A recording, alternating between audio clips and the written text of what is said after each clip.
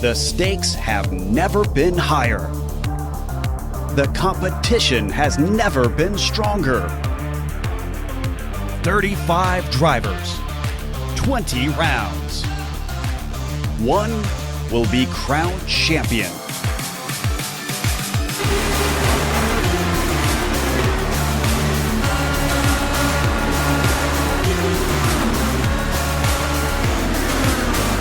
Competition, commitment, excitement. This is Lionheart. You're watching the premier American Open Wheel Series on iRacing. The Lionheart IndyCar Series presented by First Medical Equipment starts now.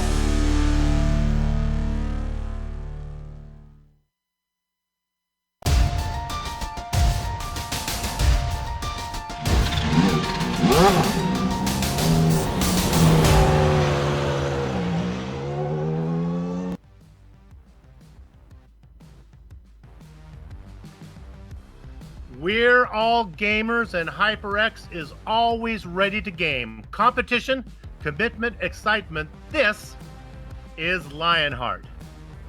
The nearby city of St. Louis is known as the gateway to the West. In centuries past, just to will oneself this far east to the edge of civilization took a soul possessed with a special determination.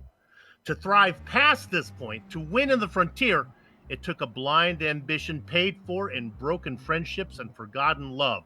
How then appropriate, at the gateway to a championship, the Global Sim Racing Channel brings you, the viewer, beneath the shadow of the Gateway Arch for the 16th round of the Lionheart IndyCar Series Season 8 Championship presented by First Medical Equipment. The Lionheart IndyCar drivers now find themselves in the unforgiving landscape that is the final 5 events on the map. But for Sage Karam, Adam Blocker, and Andrew Kinsella, the stakes are higher because those 3 are separated by a mere 8 points at the top of the Drivers' Championship. Two-time and defending champion Blocker has successfully traversed this path twice before. And from his seat atop his familiar blue and black chuck wagon, he is quick to draw on anyone who makes his trek more difficult. Kinsella has been riding in Blocker's dust for many a season, and now, as he casually gallops through the brush, is ready to tip his hat to his rivals as he tries to ride where the air tastes better. And then there is Kid Karam beneath a black Stetson, high in the saddle atop his Wix-branded steed. For much of the journey, he has been but a speck on the horizon. But the frontier is not as lawless as many had feared, because the marshal from Atlanta slapped the cuffs on Karam, and now the kid is just a tumbleweed's roll ahead of Blocker and Kinsella. Tempers are frayed, patience are short, and some will fall before camp is made under a waving checkered flag. Get along, little doggy! From Worldwide Technology Raceway, it's time for the DMLC Racing Channel Gateway 200, and all the simulated Dallara IR18 action streams your way live as it happens right here on the iRacing Esports Network.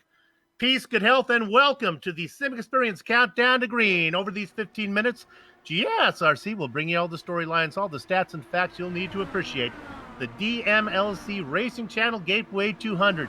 TJ Clark joins yours truly, Bill Soupzon, to bring you our Word's Eye View. Sean Ambrose has director duties, armed with cameras provided by Dougie Beard. Now, this is the 6th time Gateway has been on the Lionheart IndyCar calendar. Andrew Kinsella won here last season, but he's not the only active driver with a Gateway win on his resume. Joe Branch and Chris Stouffer won here in seasons 5 and 6, respectively. And while Lionhearters are very familiar with Gateway because GSRC is constantly drawing new viewers to the sport of sim racing, for the sake of those unfamiliar with tonight's virtual venue, let's listen to the disembodied voice of Joe Peak as he narrates a look at what is now called Worldwide Technology Raceway.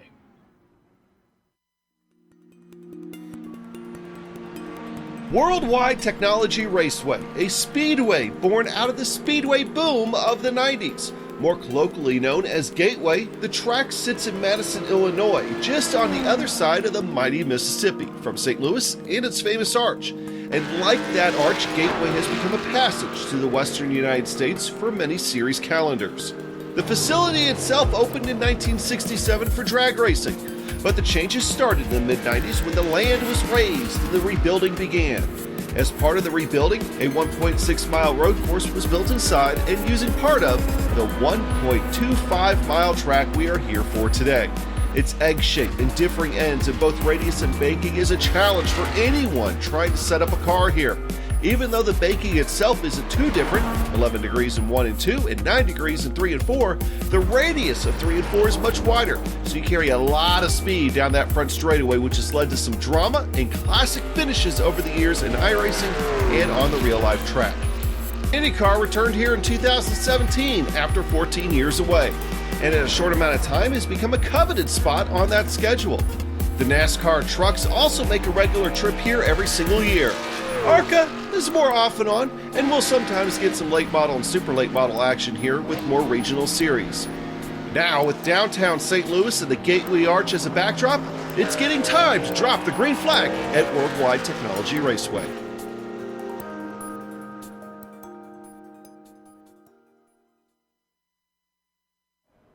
Hello, another look at another oval. Richie Hearn is on assignment, so joining me tonight, I'm happy to introduce him to you all. DJ Clark. DJ, welcome. Thanks, Soup. How you doing tonight? Very good. Glad to have you here. You're going to like it. I hope I am. Well, we are here at Worldwide Technology Raceway, or Gateway Motorsports Park, it has been called in the past. This is a 1.25-mile oval and tricky turns on both ends. To viewers who are used to a lot of IndyCar action, it may look a little like Motegi. That's because it does. Turns 1 and 2, very sharp, narrow banking, 11 degrees, really, really tricky to get around. In these Indy cars, the traditional fastest line around there is actually the outside, really taking that banking to your advantage. From there, you blast down the backstretch, and these Indy cars, these Dallara IR18s, will be able to take turns 3 and 4 flat out as they go around. But you got to watch out for that air wash, and don't be afraid if you see a couple of guys running a little bit wide and into the wall on the exit of turn 4. And just remember tonight that the countdown to green is brought to you by the SimXperience AccuForce steering system. With the most advanced tuning features on the market, the AccuForce Direct Drive is second only to the real thing. Check out the entire SimXperience line of products. Head on over to simexperience.com. Nicely done. Let's take a look at the points now. I get to do 2 of them, then we'll let DJ talk about the rookies. We'll start with the Drivers' Championship. This comes your way thanks to, First Medical Equipment. They've been with us for a long time. Great to have them sponsoring this Drivers' Championship. So we alluded to it in the opening. Last round at Atlanta, Sage Karam was assessed a stop-and-go penalty, turning a chance to win into a 25th place finish. That's a difference of some 40 points. Now, Connor Harrington struggled in Georgia as well. His day finally ended with a mistake, missing a chance to capitalize on Karam's misfortune, and dropped him from second in the standings down to 4th. Adam Blocker and Andrew Kinsella did not win, but good finishes for both of them, and they puts them right on the heels now of Karam. Brian Yosick is in 6th. He separates chin and beard, which I believe is anatomically impossible. A win moves Jason Galvin back on the overlay, now up into 15th. Let's go ahead and look at the team championships. These guys come your way thanks to HyperX. Horrible round for 2 of the 3 teams in the hunt for the title. SKM finished in 11th, and Allentech Simulations NHR Esports finished in 12th. That let Adrenaline Motorsports Red jump up from 3rd, now into the lead. A really close battle. As you can see, only 10 points separates those teams. And 10 points in the team championship is basically a dead heat. Best in Atlanta was LPM Cancer. Let me collect myself. I got it right. LPM Cancer Down with 123 points. That's 18 better than the Adrenaline Red team in second. Jason Galvin, he got the win. Chris Lanini was 6th. That's his 3rd top 10 this season, and Big Joe Hassard was 29th. One more championship to look at, not quite as close as the ones we were just looking at. That's the rookie standings. And these rookie standings are brought to you by the Butt Kicker line of products. As you can see there, Joshua Chin really starting to pull out a pretty comfortable lead in the rookie standings, courtesy of his win at Sonoma this year and a just plethora of second place finishes across the year. Behind him, Nathan Lewis and Adam Frazier, they were able to keep Chin in their sights for a while, but not so much as they sit there back in second and third position.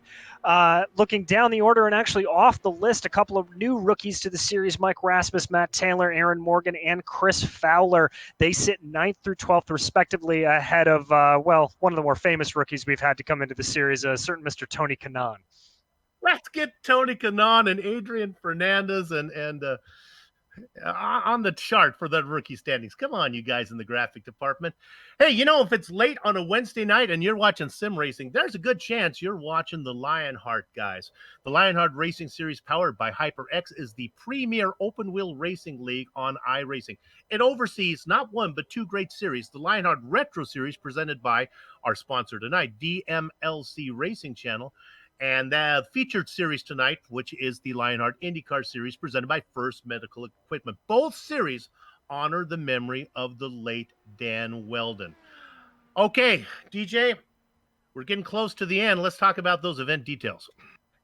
Thanks, Soup. And these event details come to us courtesy of Minus 273, the premier name in karting gloves. Their industry-leading gloves are superior, lightweight, and durable, made of breathable poly spandex. Whether you're a kart or a sim racer, Minus 273 gives you the control to reach victory lane.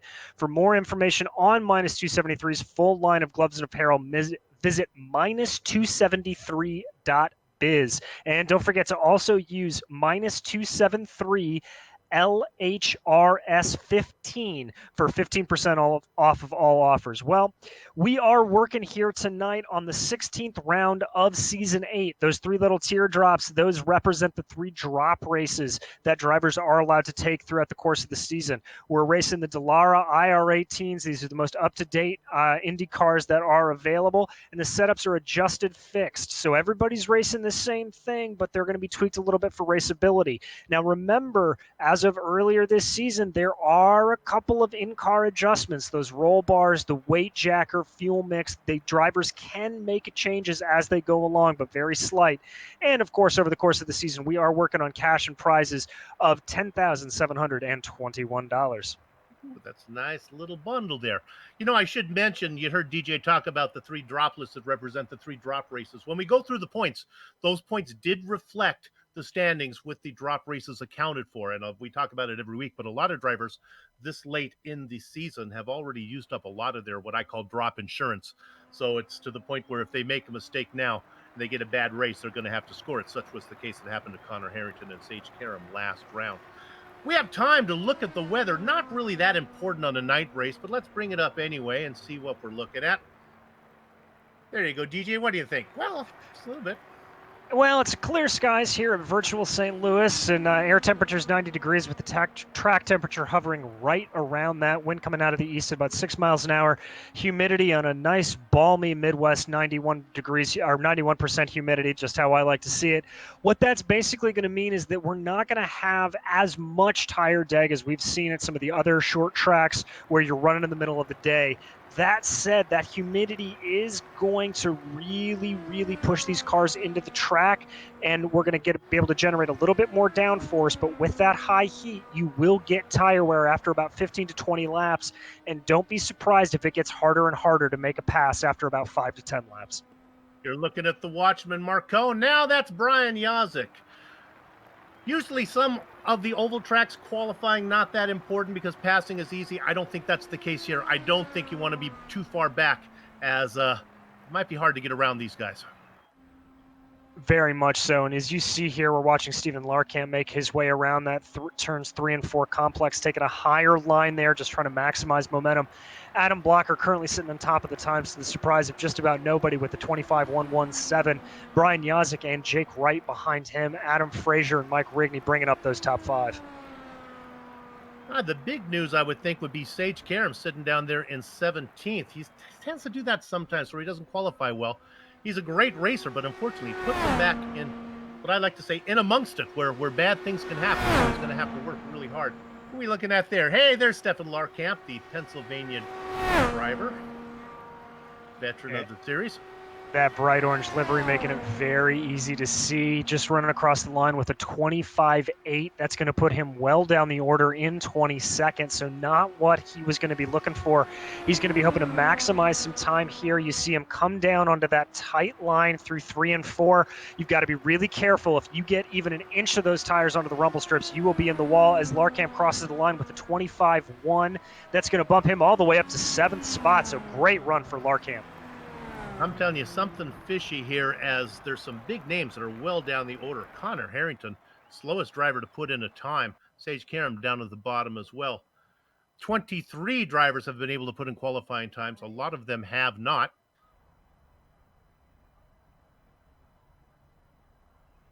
Yeah, not sure what the deal is with that soup of why they haven't as we start to have guys gridding up here. And I do have to agree with you. It's going to be very difficult for these guys to pass. So Sage is really going to have to make some hard things make happen.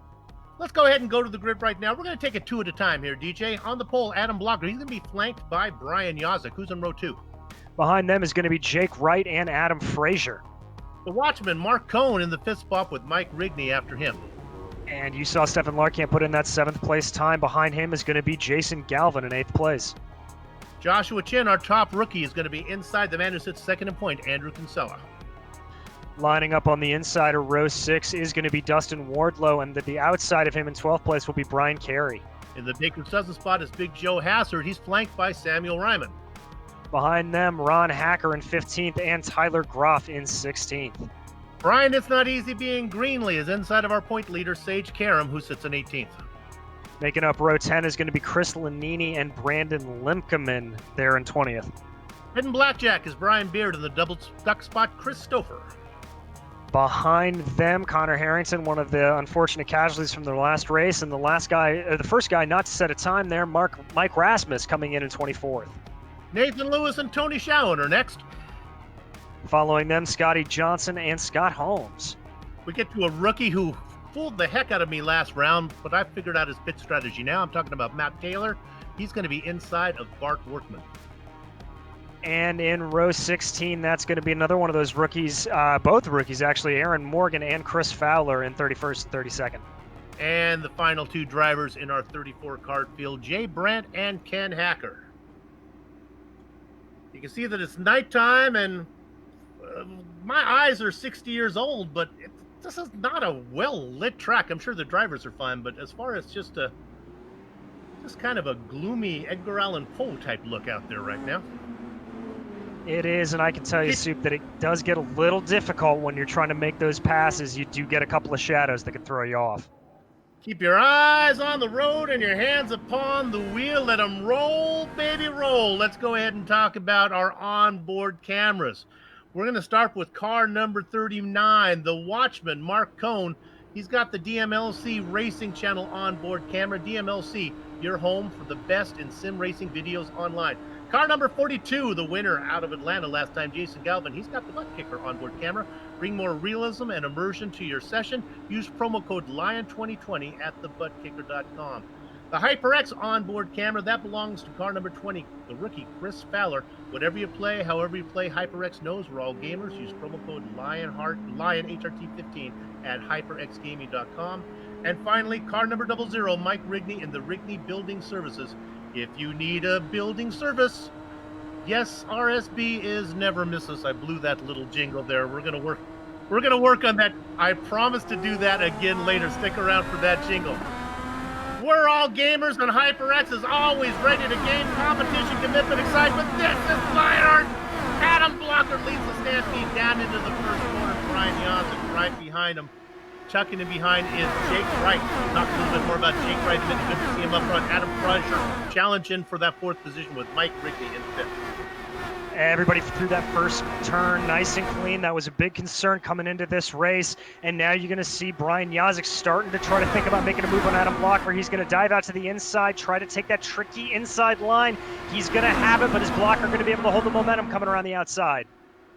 We saw this same exact duo do the same exact thing last round at Atlanta where they swapped positions up front, and they're doing it right now.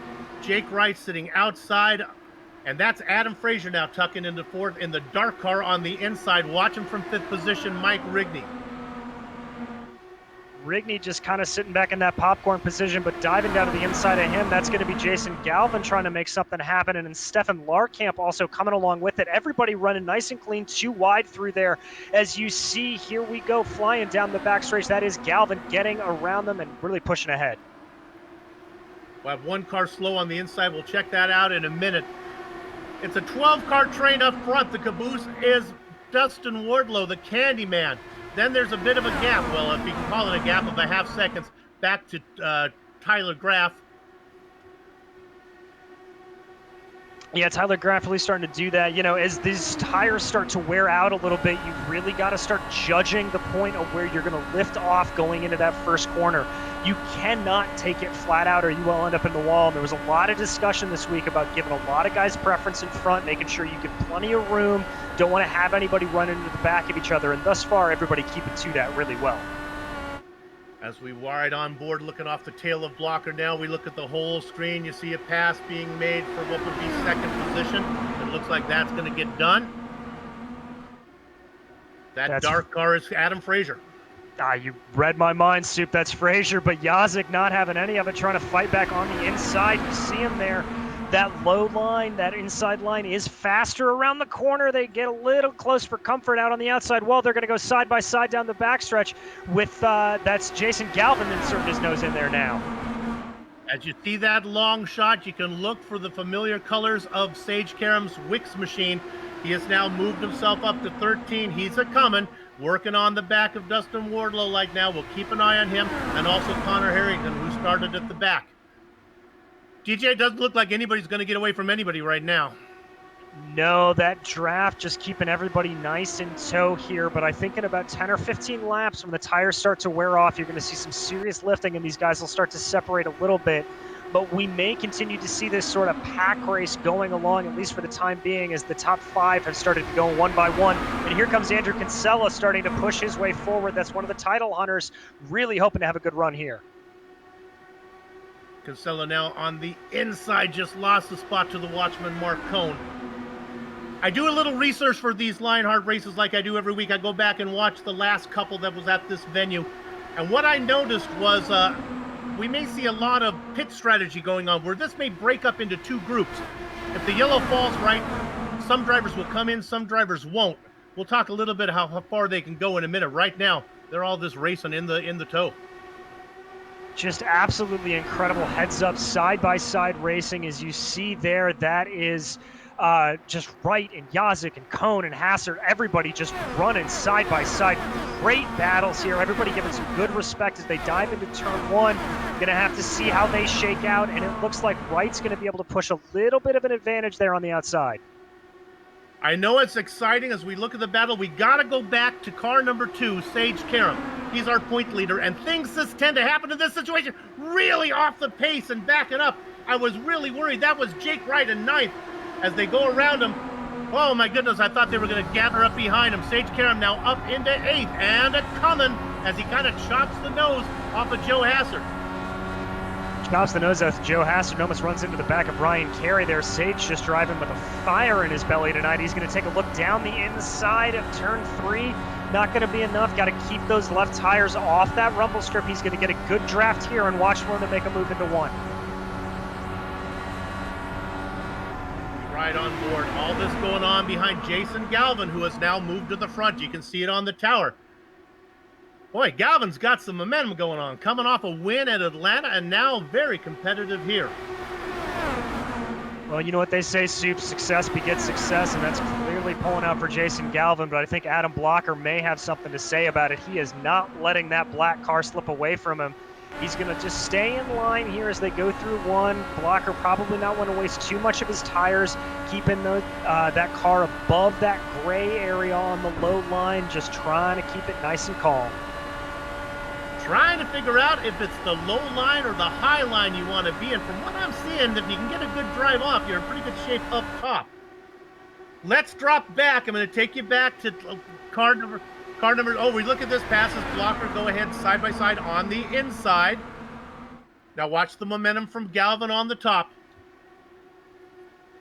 That's going to carry him enough. That's going to put him about just barely a car length in front, and that almost put Blocker into the clutches of Brian Yazik behind him.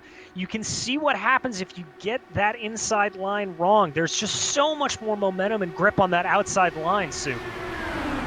Galvin, Blocker, Kinsella, Yazik, these guys are Lionheart regulars. And again, Kinsella on the inside now. You see him losing momentum. That's Mark Cohn. He's really the newest name of the group now as he moves around the outside. But losing momentum is Yazik, so Cohn has nowhere to put the car. And, well, look who's behind Mark Cohn. It is, who else? Sage Karam. He's managed to work his way up to 6th. And we see Adam Blocker taking another look down that inside on Jason Galvin. He's going to try to make it work here down the back stretch. Once again, though, it looks like that momentum on the outside line as there goes Galvin cutting off the wing there of Blocker, just kind of giving him a little bit of a chop, letting him know that he's not giving it away that easy. Boy, the racing action is intense as they start to go single file. This will give us an opportunity. Let's go ahead and bring up our race analysis, see how far we can go, how far we need to go, how far we can go as we bring that up. Well, Soup, it's going to be about a 160-lap race here at Gateway. Max fuel stint, they're saying, is going to be about 42, 43 laps. As we've seen a couple of times, I'm going to extend that out to probably around 44 or 45. If we get yellows, that'll go a lot longer. And then you can see there the disqualification at 13 and a drive-through when you get a few more incident points racked up in the standings. Karam now up to 4th position. Won't be long till he'll be out in front. The other driver we wanted to watch, where we don't need to go there, Connor Harrington, not being quite as successful getting through the field, taking his time. Galvin, Kinsella, Blocker, Karam. Really just starting to go, and here comes Blocker down the inside of Kinsella. Those two are teammates, and that's going to open up a little bit of opportunity for Sage here, I think, to maybe get by Blocker as they go through 1 and 2. He's going to have that preferred outside line, and I think Blocker knows it. He's going to get it. Blocker's going to be side by side with Sage, but as they get out of the corner, there it goes, and that's Brian Yazik now pulling up by Adam Blocker. You might have saw the car get really wide back behind these guys. That was Mark Cohn. He got really close to the wall, kept it off. Want to talk a little bit about Adam Blocker and another one of his longtime rivals. Blocker making his 75th Lionheart career start tonight. Doing the same as Jake Wright, who's just 2 spots behind him in 7th. Both those drivers making their 75th start. And you saw there on screen, Jason Galvin just giving a little bit of a cutoff move to Andrew Kinsella. And we follow here Chris Stouffer hitting the wall from what we're hearing. We're going to jump back to replay, see what happened to him, Soup. He runs up on the back of Mark Cohn. I'm not sure if this was Cohn being off the pace or Stouffer.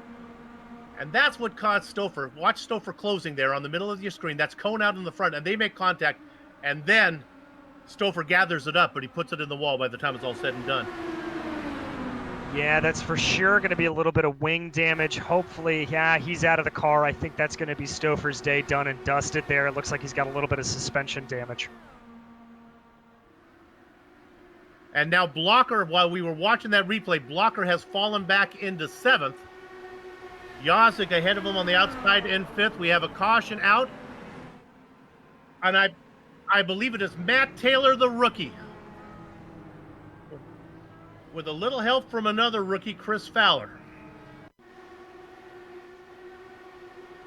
You can see it there. That's Fowler right behind him there, just trying to figure out what's going to happen. They're going to go into turn 1, lift off. They're going to have, and just gets a little bit too much speed coming through the corner, misjudges where they're going to be. That's Taylor just getting run over, and that is going to be what brings out our first caution. That was Brandon Lincoln on the low side that maybe got into Taylor's eyesight there. All right, well, we went 24 laps. I got a hunch that everybody is coming in. It is Jason Galvin going to lead the parade down. We expect somebody to stay out, get a little screen time. I'd expect it, Soup, but I'm looking right now and I'm not seeing anybody doing it.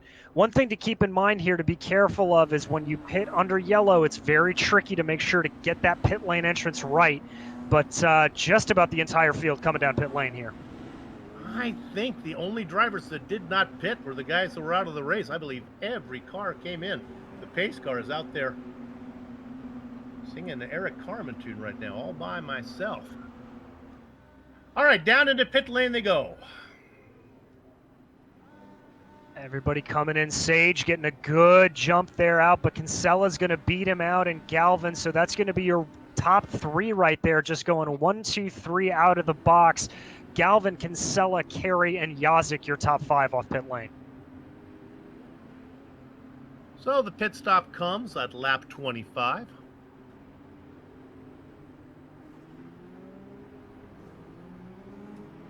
Let's go ahead and take this opportunity to go to car number 00 and maybe... Oh, did Mike Rigney, is he gone? Is he out of the race? Oh, my goodness, I was going to talk... Mike Rigney got caught in that early incident there. I was going to go ahead and put the onboard camera on him there and give him a better jingle.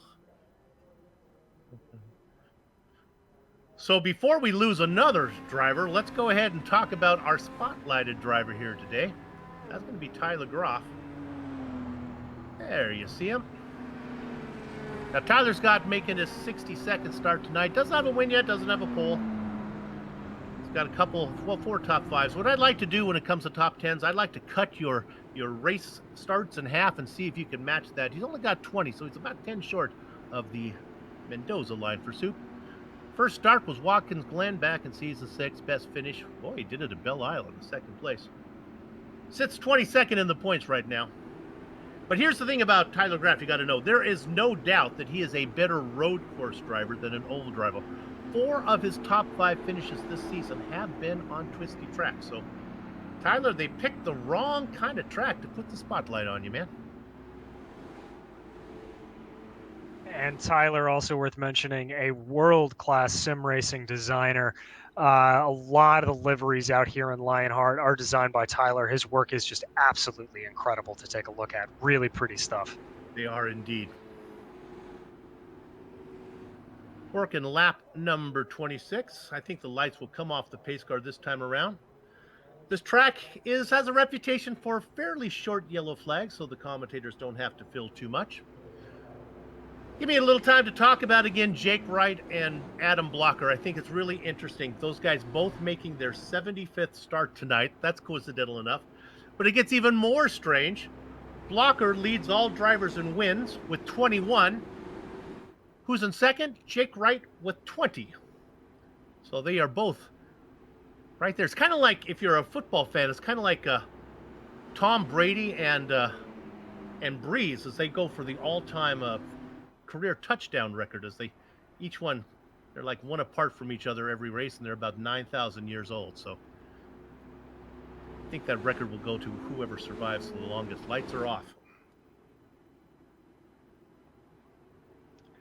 Well, Soup, I think the guy to watch in this restart is really going to be Sage Karam. He's been able to charge up 15 spots thus far, and he's going to be hungry to get out in front of Kinsella and Galvin. So that black and yellow Wix Filters car, that's the one to be watching here at this restart. Kinsella has made a nice run. I should mention that you can look in 12th position. Connor Harrington up 10 spots. Don't forget about him. He had a horrible qualifying time, starting well at the back. All right, the beautiful Medina Mendez behind the wheel of the pace car. She pulls it in for the second time this evening, turning control over to the Bakersfield boy. Former morning host of Wakey Wakey Bakersfield, it's Jason Galvin leading the Stampede down into the first corner. Kinsella, Karam, Brian Carey sneaking up into fourth with Brian Yazik behind him. That was a really well-timed restart there from Galvin. You see him there snaking down the backstretch, trying to break a little bit of the draft to Kinsella, but that's going to pull Karam up behind him. And now Karam's going to just tuck under the gearbox. He's got to decide which one here and try to make a move going into one. Don't think there's enough room for Karam to make it 3 wide. He tries to pick a line like he's trying to choose the right teller at the bank. He's going to wait. He's going to stay on the outside right now. Oh, no, I believe that Jason Galvin has a big, confusing deposit. I think the faster line is going to do to Andy Kinsella, who has a quick withdrawal. And yes, sure enough, Kinsella out on the front. And now here comes Karam to the inside. And I think he's going to get to the teller first. He might, but Kinsella's not going away without a fight here as he's going to keep that momentum going up on the high line. They're going to be side by side halfway down the stretch. Galvin thinking about diving out to the inside, thinks better of it. And now Karam's going to have the preferred inside line through 3 and 4, but they're going to still be relatively side by side. No, Karam's going to block him off there. The car that was wobbling behind him, that's the familiar colors. Back there, you know, I'm wrong. I thought it was going to be Chin. It was not. That was Brian Carey who gave me a scare. It was, but none of these top 3 giving up at all. Is now Sage shuffling back to 3rd with Kinsella and Galvin ahead of him. Sage getting a great run off of 4 there. He's going to challenge Galvin for 3rd, get the nose ahead of him, and he's not done. He's going for Kinsella. And we got a yellow, and it's Matt Taylor again. He had some damage to the rear wing from the early incident. I'm not sure if that got fixed. And he loops it around and he puts it in the wall. Gives us an opportunity to look at one of the prettier cars out there. Not quite sure what color we're looking at there, but there you go. I'm getting the news. It's a mint green, so there you go. Not only pretty, but also refreshing. So, a yellow flag here with lap 33. Now, DJ, we talked about yellow flags. Sometimes there's a lot, but for the most part, it's not too bad here, huh? No, you know, Soup, we've been here a whole bunch of times in the past, seasons 2, 4, 5, 6, and 7. Seasons 2 through 6, we only had 4 cautions in every one of those races, but season 7 decided to throw a little change at us. Then they had 7 cautions. So hopefully we're going to keep it down around that 4 level and keep these guys going green as long as possible. We'll wait to see if anybody comes in. Then I want to talk about one of our great sponsors here that's on our onboard cameras tonight. I've been waiting to talk about them for several races and haven't had the opportunity. I imagine some of the guys at the back are going to top up. None of the guys up front are going to want to sacrifice track position. Let's see who's first to come in and listen to Soup. How about Scotty Johnson? Oh, that's Tony Schowen coming in. Yeah, it looks like Schowen, Ryman, I think I see Greenlee, Lanini, Lemkeman, bunch of the guys in the back there, Soup. It's a good move from them. You've got nothing to lose if you're on the back. Puts you on a little bit of an alternate strategy, and if we get into a fuel conservation race, this is going to put them in the cat's bird seat. Okay, let's go ahead and go on board with car number 42. This is Jason Galvin in the butt kicker onboard camera. I want to talk about butt kicker. You know, here's what was up. I was out mowing my lawn yesterday. And so I'm out there mowing, and my crazy neighbor Art, he says, Soup, come on over and see what I just got. So I head on over, and he shows me his new butt kicker. And he says, Soup, this butt kicker product really does add instant immersion to my games. Unlike a subwoofer that moves air and loses accuracy and force, butt kicker products move actual mass, and I feel haptically immersed. Then he showed me, and I could feel the low end without Art having to make the room loud. Then Art turned his subwoofer all the way down, and I could still feel all the bass. Art then claimed that it also dissolved his kidney stones. Now, I don't know about that, but what I can say is that butt kicker products add that missing driver-to-car connection, bringing you more realism and immersion to your sessions. For more information, visit thebuttkicker.com, and don't forget to use this promo code LION2020 for 20% off your order. And I should say that the views and opinions just expressed are those of the commentator and do not necessarily reflect the official policy or position of GSRC or Butt Kicker. That should keep me working these broadcasts at least till the end of the season. DJ, I know you got your first your second lead job coming up. Congratulations on that. Word of advice: don't ad-lib the sponsor plugs. They don't appreciate it. Okay, don't ad-lib sponsor. All right, cool, got it. Rule 17 of the GSRC's commentator handbook. You'll find it there. All right, the lights are still on, so they'll be coming off this time. So what does this mean? Kinsella, Karam, Galvin, and Yazik out in front. Yeah, and those three soup really have just been the absolute class of the field this race. Just kind of trading back and forth. As we've seen time and time again, though, it looks like that outside line is the way to go. The only way you can really get that inside to work is if you're able to get just enough of a turn around the apex of one that you can drive off the corner and get in front of the car that you're trying to pass before you exit the corner. It's almost like throwing a slide job in a dirt car. That's really the only way to make that low line work on a pass.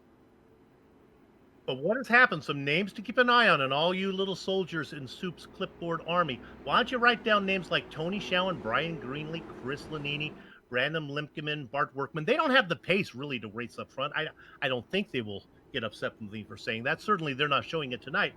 But they do have a 10-lap advantage as far as fuel goes. So there's going to be a small little interval, DJ, where they'll be able to stay out and probably work their way to the front. And if the yellow flags fall just right, it could work out for them. It very well could, and it's going to be interesting to see here as we get ready to get back to green at Gateway.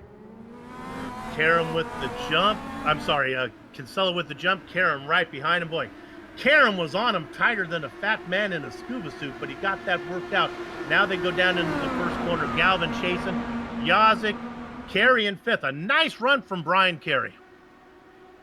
Really good run from Brian Carey as the rest of the field gets pretty well through turn one, nice and easy. We're seeing on these restarts everybody really spacing out well as there goes Karam to the lead, making a dive down the inside of Kinsella. Kinsella now coming back in the draft. He's going to try to fight and go to the inside coming into turn one. And he's going to hold off. Now let's see what type of momentum Karam gets. The drive off of two is good. He's a car length back. He's a half car length back. Does he force the issue? There he goes. He tucks down going into three. He's on the inside. He'll have the momentum. And he might bring along Jason Galvin as well. He does indeed. And Galvin, they're able to pull off the mood slot in front of Kinsella. And now Galvin going to try to make a move here on Karam coming into one. That's going to let Kinsella maybe get a little bit of momentum. If Galvin's not careful, I think Kinsella can maybe try to make this work. They're pretty much in a diamond coming down, or a triangle coming down the back stretch. Racing in position. Let's see. Boy, they are so close. Again, Karam never scared to get close to another driver.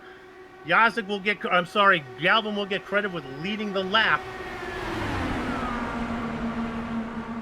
He will indeed as, Sage there forced to back off just a little bit coming out of that corner. That may open up the door for Kinsella. One thing you do not want to do when you have Sage Karam behind you is lift early. Boy, they are really in a line. And here goes Galvin now to the inside. We're going to keep our attention focused up here because my spider senses are tingling. And Soup, if you look to the back of that train, that Dodger blue car, Adam Blocker coming back into the picture, able to hook up behind Brian Yazik, who now has officially joined this four-way scrum for the front. That's him in the car right behind Kinsella. They are all trying for the lead here. I think Blocker just wants to stay in shouting distance of the lead group. I don't think he wants to get up there and mix it up. In fact, he probably wants to stay far enough back that he can make a reaction if things happen in front of him. Another driver who's really, really conservative, and I don't mean to say that negatively, is Andrew Kinsella. He just, for the most part, doesn't make a mistake. And I'm surprised that he's working so hard right now. And Brian Yazik in there, and, well, here comes Blockers. I said he wouldn't want to be part of it. Proving me wrong. Blocker trying that inside low line, but Kinsella going to get a better run back down the backstretch. And you're right about Kinsella. He's normally sort of the Iceman of the Lionheart IndyCar Series, just calm, cool, and collected, putting in those good results. And I think for Kinsella, he knows he's in the championship hunt here, and he just really has something to prove and can almost taste that hardware at the end of the season. We talk a lot about the rookies, but in 8th position, car number 17, he's on the outside in that beautiful black machine. That is Adam Frazier. He is right behind Big Joe Hassert. Hassert now dives to the inside, going underneath Brian Carey. Move Hassert up into 6th for now. It's really incredible, Soup. Watching this entire field, nobody's position is safe. As one lap, you can make a pass and just get absolutely swamped the next. As Sage Karam now doing a little bit of an over-under in front there. You can see on your screen, whoo-wee! That was Joe Hassert just getting a little bit squirrely as here comes Sage to the outside, Galvin diving down to the inside, and Kinsella coming back into view as they go into a... Whoa! Oh, they are getting close here coming out of 4. Oh, well said. Just keep that sound effect handy. Director, if you can go back and just replay what DJ just said, I think we can do it for the entire race. Boy, they continue to race so close now. That is Karam on the inside, Galvin on the top side. Oh, and we got Wardlow. You know, Frazier gets into it with Chin. There's no caution. Frazier and Wardlow and Chin pirouette off into the grass. No yellow flag. No, none at all, but we're going to keep going here as back up front. This battle is just absolutely tooth and nails. Galvin and Karam side by side, really, really going at it. And Kinsella now trying to maybe make a look on the inside now that Galvin's been forced wide. And here comes Adam Blocker with a good run off of 4. Correct myself, I said Joshua Chin. He was involved in the incident, but he continues to race in 7th. He is safe. Big check up there from Andrew Kinsella. That's going to cost him a spot to Brian Yazik, and I think his teammate, by what's all said and done, Adam Blocker's also going to get a spot on him. Not sure why he checked up, but big loss of speed there from Kinsella. That's going to cost him. The 2 cars that were involved in the incident that we'll take a look at later, it did not bring out the yellow. Adam Frazier and the Candyman Dustin Wardlow. Their night is over.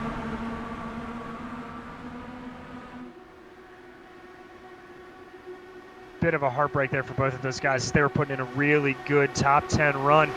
But back at the front, it looks like Andrew Kinsella has been able to sort of regain his composure. He's now fighting back on Brian Yazik there, trying to find something, anything. Yazik being smart, he's going to hold that outside line, forcing Kinsella down low. Kinsella going to try to do a little slide job here, get up. He's not going to get it done, and that's going to allow it. Whew, you can see Galvin and Karam weaving down that backstretch. Calvin is determined to protect the inside, covering the inside like wall-to-wall carpet, but that tight entrance means he fades off. He can't keep the car down low, and as they come down the main straight, the car drifts up high, and that opens the door for Karam, and now he's back in front. And Karam able to successfully execute that little slide job like we've been talking about, and that forces Galvin to back off just ever so slightly, puts him about a 1/10 of a second behind. He's going to line him back up here and see what he can do going into turn 1, as now Yazik has held on firmly to P3, but as I say it, Kinsella's all over his gearbox. A hard charger back in 5th position, Nathan Lewis, riding right behind Kinsella. Started in 25th, has made up 20, and now Lewis goes to the inside of Kinsella, but he has to back off. He's going to lose momentum. That means Blocker in the blue machine will have a run on the outside. Lewis gets it wound back up. Really great drive there from Lewis, as he was able to get that rewound and nice and tight. As you can look there, everybody's starting to fan out, and that's Kinsella able to make the move back around Brian Yazik, going to put Yazik back down to 3rd, and here comes Lewis to the outside of Yazik. Remember, there are a group of drivers who we expect to be able to go about 8 laps farther than the guys up front. There are indeed, and the first of those is going to be Chris Lanini. That's him sitting back in 21st position. So Lanini, the one to watch out of those early pit stoppers, as this action in front looks like it has calmed down, at least for the moment. And by calm down, I mean they are less than a half a second apart from each other and not feverishly trying to pass right now. DJ, help me out here. What do you think is the line? I see sometimes they protect the outside, sometimes the inside. I think the pass is the inside line, right? The pass is the inside line, but you've got to get it just right, and it's incredibly difficult when you're going to be running out of tires, especially when we're getting this far into a stint, these lead guys having stopped all the way back on lap 24. Early in the race, you can really get the car to bite down on that corner, as here you see Galvin making a move on Karam. But early in the runs, you can get that corner to bite, you can get it to turn. As your tires start to wear off a little bit, it's going to be harder and harder. You're going to have more propensity to push up the track, up into the wall on the exit of 2. from what I'm seeing, the problem is when you are defensive and you protect that inside line going into 1 and 3, it hurts your corner exit and it leaves the door open for like the slide job coming out. And so right now there we have Karam out in front. This is some great racing. It really is. There's just, ooh, they are Noah's Ark style here, 2x2 coming through the corner with Karam and Galvin and Kinsella and Lewis. Nothing separating them as we stay here, is that Galvin's been able to get it by Karam. Now that's everybody in a nice little tidy line there. Karam diving in low and Kinsella trying to make a move happen on the outside of 3 and 4. That's another thing that happens. If you try to make a pass on the inside and it doesn't work, you lose momentum, and you end up not only not finishing the pass you were attempting for, but you lose the position to the guy behind you. So that's what happened to Karam right now as Kinsella moves up into second. And now here comes an attack on the inside from a rookie, Nathan Lewis. I told you to watch out. He started in 25th, looking to get to a podium spot right now. He's going to have to back off a little bit. And I'm going to keep talking because I want to mention about car number 44. He started way in the back. Connor Harrington, he's up to 7th. Harrington putting a really great drive, up 16 spots from that position. Harrington's been having a kind of a disappointing and frustrating string of races there, almost getting up into the wall there, as you can see. So really good to see him all the way up into 7th here. And that, was going on back there, but it was also Kinsella almost got into Galvin. Kinsella loses a little momentum, and here comes Karam up front. Karam making a charge, but that's one of the first times we've seen a real back off that hasn't cost at least 2 positions. Kinsella able to hold on to 3rd, but of course, as I say that, Nathan Lewis getting a great run off the line. He's going to have the inside line for 3 and 4. Trying to keep the inside momentum going, but Karam gets a rolling around the outside. He'll slot into 3rd. Boy, I am really surprised to see such aggressive racing going on, especially from drivers who cannot afford a bad result. I agree with you, Sue, but I think part of what's doing it is that, remember, the top 3 in the championship right now are running 1, 3, and 5, so they have to be up here fighting for it because there is so little separating these top 3 drivers that they just feel like they've got to go for broke.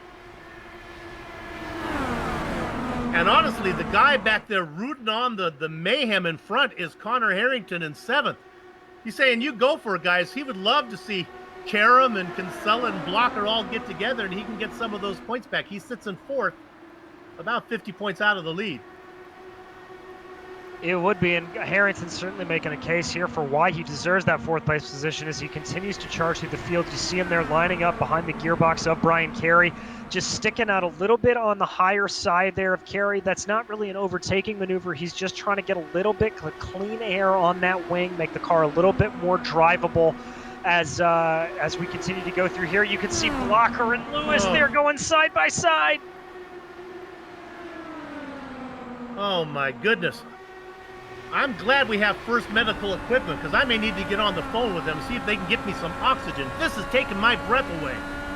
Oh, the racing is so close, and now Lewis has worked his way up into 4th. He has worked his way up to 4th, but he's got a significant gap up to the leaders there. I'd say probably 5 or 6 car lengths as Galvin now looks like he's going to pop out to the inside of Karam, try to make another move for the lead here. He may be able to get that to work. Whoa, and there goes Galvin around and he's into Kinsella. He collects Connor Harrington as he tries to go by on the outside. You can only dance the tango so long in a china shop before you break some porcelain. Clean up on aisle 5. Oh my goodness, you can watch the replay here from the helicopter shot. That's Galvin coming down the inside of Sage, taking that inside line. He's going to try to push the car up, and he just kind of runs into the side of Sage there. Andrew Kinsella, absolutely nowhere to go. Same with Connor Harrington. Those 2 cars just passengers in that wreck. We'll watch on board with Havoc Catcher. Great job from Nathan Lewis to blow up and not get into Karam. Just heartbreak there for Andrew Kinsella, who hasn't really put a wheel wrong this entire year. He is still going. You saw him there, so he's hoping he can come back around. Maybe it's not too terminal. He can keep some laps going. The one thing that I will say is this is going to be prime for pit stops, is all the leaders now coming down the pit lane. We're going to have to see if anybody can make up some spaces here. I don't know how to put this, but what happened wasn't all that surprising with the way they were racing. It was just a matter of time. No, I agree with you, Soup. You run that hard, that close for that long, there's gonna be a mistake, and it's just, you don't want to see it, but you know it's an inevitability. Is that Sage Karam very long in the pits there, unless I'm mistaken? Yeah, he's got a little bit of damage to the car, so that's going to bump him back down the field. As Looky, who is out in front, ladies and gentlemen, that is Adam Blocker in the lead. He was sitting back. It all happened in front of him. He was able to get around. Nathan Lewis was really in it. He's able to come out in second.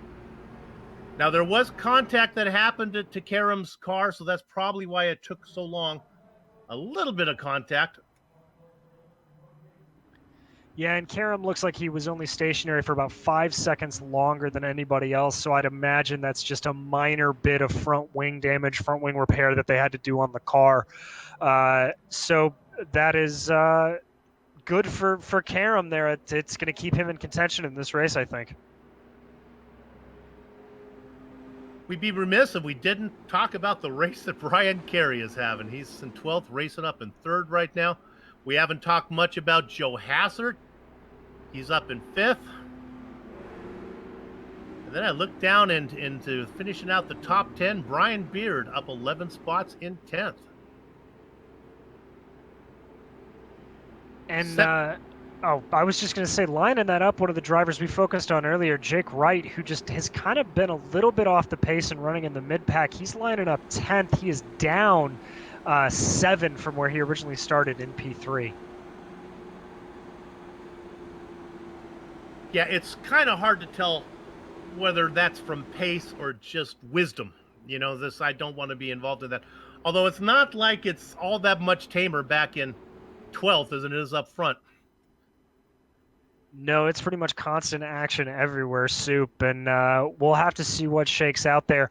Now, the other thing to keep in mind out of this round of pit stops, this has ostensibly negated everybody who came in on that last stop. Everybody, the entire field came in here on lap 66, so nobody on alternate strategies as of right now. Currently 26 drivers on the lead lap, but I think that's going to be one less, as I think Scott Holmes had to call it tonight. So I'm looking at 25. See if Ron Hacker, no, Ron's not going to be able to come out. Did Andrew Kinsella actually get the car out there? No, I still see him in pit lane.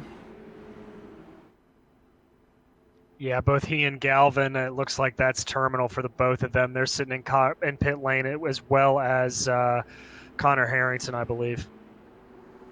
So 22 cars on the lead lap. Tony Schowen being the last there. Simon Ryman, the first car, 1 lap down. So I haven't been keeping track. Is this caution number 3? I believe we're looking at 3. Maybe one didn't fly when we had the 2 cars go off.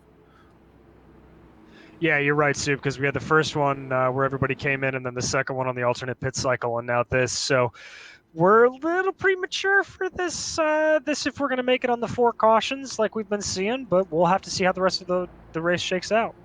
Don't think we're going to be setting any records. At least, hopefully not for fewest cautions. Hopefully not for most cautions. All right, Adam Blocker out there. You know, I mentioned it as the pace car pulls in. We'll talk about it in a minute. Blocker under control. He's going to be working lap number 70 when we get going.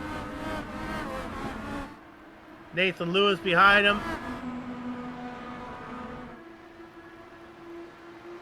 And this is a very, very tame restart. It's tame. The only guy really making a move, to the surprise of I think no one, is Sage Karam, who tried to make a move on Mark Cohn, didn't get it to stick. Is out front Brian Carey, as we're under yellow again. Brian is not easy being Greenlee, pirouetting down the back straight. Oh, the beautiful car of Brandon Limkeman got into him. Man, that Topper's rum, that beautiful like magenta Pusheen gets into Greenlee. Sends you Greenlee for a 720 × 4. He did. Looks like Lemkeman came off the wall. Not sure if there was contact there, if he just kind of spooked himself, just came right down into Greenlee. Greenlee had nowhere to go. You can watch it here on the helicopter. We'll be able to see if that contact existed or not. Yeah, it was Lemkeman that got in the wall, then came across. If there is bad luck to be found, Brian Greenlee will be there. He will, and he was saying before the race just how he wasn't really comfortable with this set and how he wasn't getting it to his liking. So Greenlee's race there done early, a little bit heartbreaking, as it looked like he was starting to be able to hold his own a little bit more than he was suspecting going into it.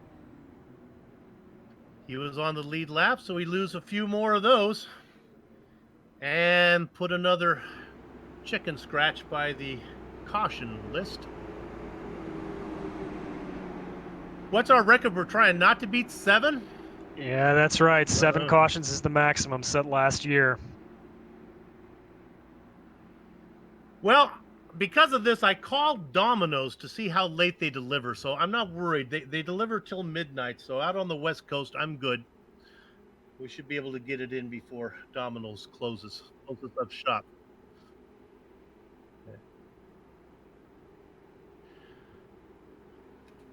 Okay. Blocker, Lewis, Carey, Chin, and Joe Hazard, your front 5. Sage Karam in 8th position. Now, DJ, I tried to keep one eye on the leaders, one eye on Karam, just to see if the car was feeling good. He was trying his best, but he didn't go anywhere. We'll wait to see. The jury's still out on how that car's racing. I think you're right, Soup. I was keeping my eye on him as well. He tried an inside move on Mark Cohn. It looked like he had a little bit wheel spin, maybe just couldn't get the car completely down coming off of the corner through 1 and 2, and Cohn was able to keep that position ahead of him. But that feistiness that we've come to expect from Karam certainly still there the entire time, as he was really the only guy in this front pack trying to make a move on that opening restart. So you want to talk big picture. You've lost one of your guys you're racing with, and that is Andrew Kinsella. But we talked about Kinsella's consistency. When it comes to drop insurance, I think he's got a little more, he's been paying his premiums. I think he's got a little more coming his way, that maybe this one isn't going to hurt him so much. Andrew's sitting right now in 25th spot. He might have more in the bank. That's not the case for Karam, who is dead out of insurance. This is the exact point I was about to make, Soup, is I'd have to do the math there on Kinsella, but I think you're right. Karam, the one that really needs it. Blocker, too, if you remember, missed a couple of races early in the season, so he's another one that needs to keep getting these big results here. Kinsella, really the only one that theoretically has some wiggle room in terms of drops. Yeah, the big news for Blocker, if you're not aware of this, and I'll do a little bit of assumption, so I could be wrong, but the news was early on that he wasn't going to be able to race the full season. He just didn't think he got a new job, and he didn't think that was going to work out for him. But I think I'm going to assume, because of COVID-related work issues, I believe Ilmore's loss is our gain, as he's been putting in a full campaign, looking to go three-peat as far as championships. He will be, but Sage certainly not letting him get away too easy on that, as we're getting ready to go back to green. Everything pretty much in the exact same order it was when we last restarted, so hopefully we'll be able to get some good, clean running here once the green flag flies once again. You have a tale of two cities here. You have Adam Blocker, who is really big picture racing right now. He needs a good finish more than he needs a win. And then right behind him, you have Nathan Lewis, who would love to get a victory, racing just for, to get a little bit of show what he can do, a little momentum going into next season. Same with Brian Carey. Lewis and Carey having a couple great races. Don't forget, we haven't talked much about him, the beautiful purple machine of Joshua Chin back there. All right, let's go racing again as we're working lap number 75. It's Adam Blocker going into the first corner. Let's keep it clean, boys. Keep it nice and clean as another great jump there from Adam Blocker. You can see in the back of your shot, Sage Karam able to get that move done. And here comes in second, Brian Carey making a big dive down the inside of Nathan Lewis. Lewis taking a super wide angle into 3 and 4, and that looks like it's going to open him up to maybe an opportunity from Chin here if he's not careful. This might be an opportunity for Adam Blocker to show what he can do. He's got himself a half second back to Carey. DJ, what do you think as far as breaking the draft? Probably getting real close for Blocker to get far enough away, huh? Yeah, it's about a second or a second and a half is really where that draft starts to go away. Oh, that was Joshua Chin who got really loose out of 4. My goodness. Soup, I'll be honest with you. If he had a catch. Yeah, exactly what I was going to say. I don't know how he held on to that, but what it is going to do is it's going to put him right into the clutches of the hard charger behind him of Sage Karam. Sage now setting his eyes directly on Joshua Chin, really going to be one to move that car forward. As Blocker not able to completely slip away from Carey up front. He's only got about 3 car lengths of advantage on Carey and Lewis, so this is by no means a walkaway for Adam Blocker here. Yeah, I apologize to the friends and family of Brian Carey and Nathan Lewis. I don't mean to undersell it. You guys are quick. You guys could raise up here. You have ran down the defending and 2-time champion, and now going to the inside with a great head of steam. Nathan Lewis, he's got 1. Don't think he's going to be able to get the second one, and now he's going to lose all of his momentum. Watch for the outside line to work. Yep, there it is. Brian Carey able to come back by, and Joe Hassert now getting drawn into that in that really nice yellow and purple and white car there. So this starting to expand like we saw in that previous green flag run where there's just a pack up in front and they're going to be going at it tooth and nail. How you could put a paper between Lewis and Carey there. Oh, way too close, gentlemen. And again, Carey loses momentum on the outside, on the inside. Lewis gets the run on the outside. Look at the run out of 2. He comes up from behind Blocker, but thinks better of it. And behind them, that's Sage Karam down to the inside of Joshua Chin. He's going to move himself up into 6th place, so setting his sights on championship glory here, trying to claw back what he can as Joe Hassert now thinking about the inside of Brian Carey and Nathan Lewis to the lead. The rookie out in front for now. I'm not sure he's going to lead across the line. Yes, as Blocker waits going into 3. All right, the verdict is in on Sage Karam. The car is fine. Car is fine, and so it is his right foot as he's just put Brian Yazik in his crosshairs, diving to the inside of him, and it looks like he's going to make that move stick as there's Lewis in front. Everybody coming through. The action is right back here at Gateway. It's a whole hornet's nest up in front. There is a former champion lurking back in 7th. It is Jake Wright. He qualified on the inside of the 2nd row. He's just kind of biding his time. Look for him now. He's on the inside lane. 2nd car back, and he's going to lose the spot to Chin, the purple car on the outside. That's Joe Hassert who got loose in front of him. Yeah, Hassert got loose coming out of 2. Looks like he had to check up a little bit. That'll put Chin up ahead of him. Is on the outside. Blocker now just taking that little bit of a higher line around Lewis, trying to find something, and here he's going to dive down to the inside, trying to make that line work into 1. Gets it done, but he can't finish the job. Again, the outside with momentum. Be interesting to see if you can actually go to the inside, try to be first to the line. You may not be leading going into corner number 1, but you might be first across the line if you get to the inside out of 4. It may not be a bad idea, Stu, because we've just crossed over halfway through this race. That's got to be something everybody's going to think about as close as they are, is maybe if you come in 5 laps, where you want to be leading, as Blocker and Lewis starting to pull a bit of a gap here back to Carey. That's about 3 or 4 car lengths, closest, farthest we've seen it. But Sage Karam there sitting in 4th, trying to line up on Brian Carey. And of course, as soon as I say that, Carey able to close the gap up to Blocker in front of him. 20 cars on the lead lap. We here at GSRC, we pride ourselves of trying to get everybody some screen time.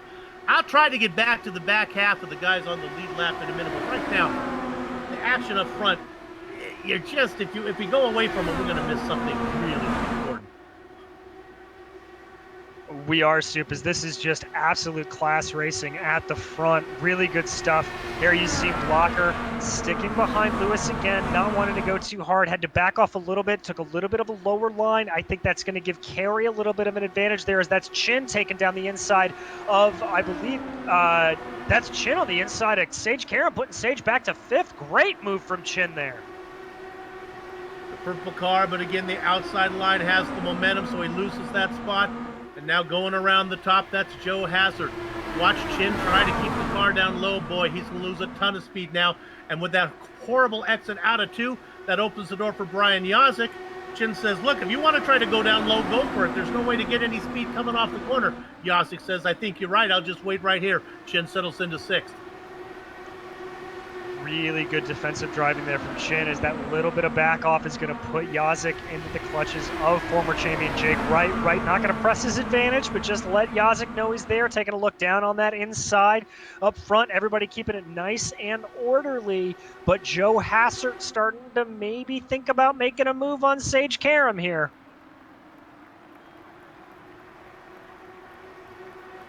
Lewis comes across the line, working lap number 90. Oh, I may jinx it, but maybe will we see some green flag stops?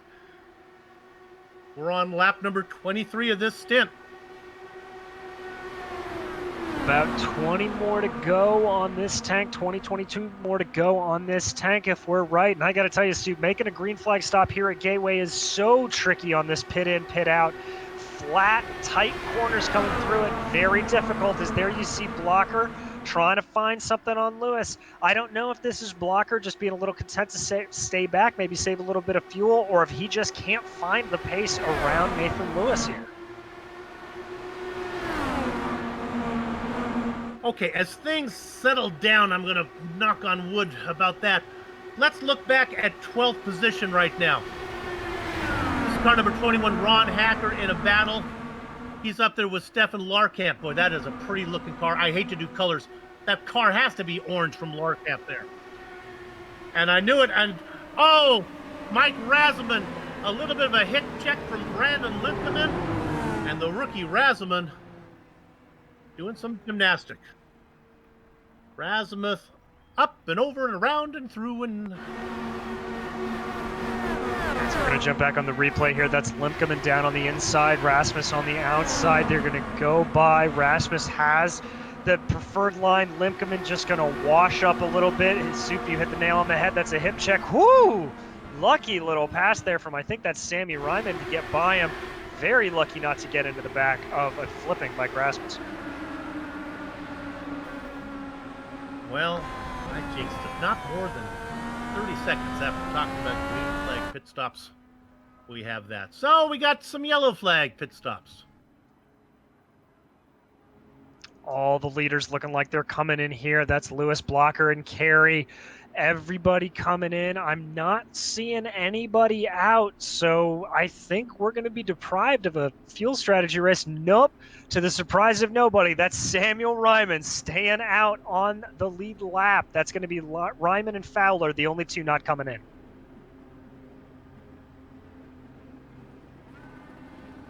That's what Samuel Ryman does. He'll come in and top off right before we go green.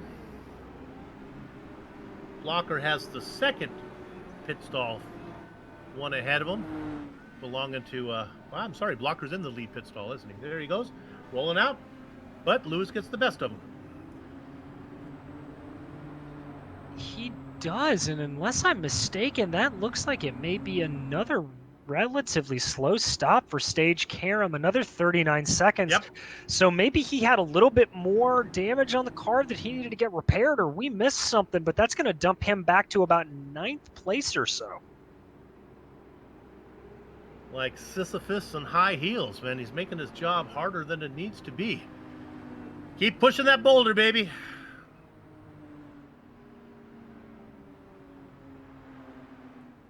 What we'll do right now, we'll take a short commercial break. We'll be back before we go green. Don't go far.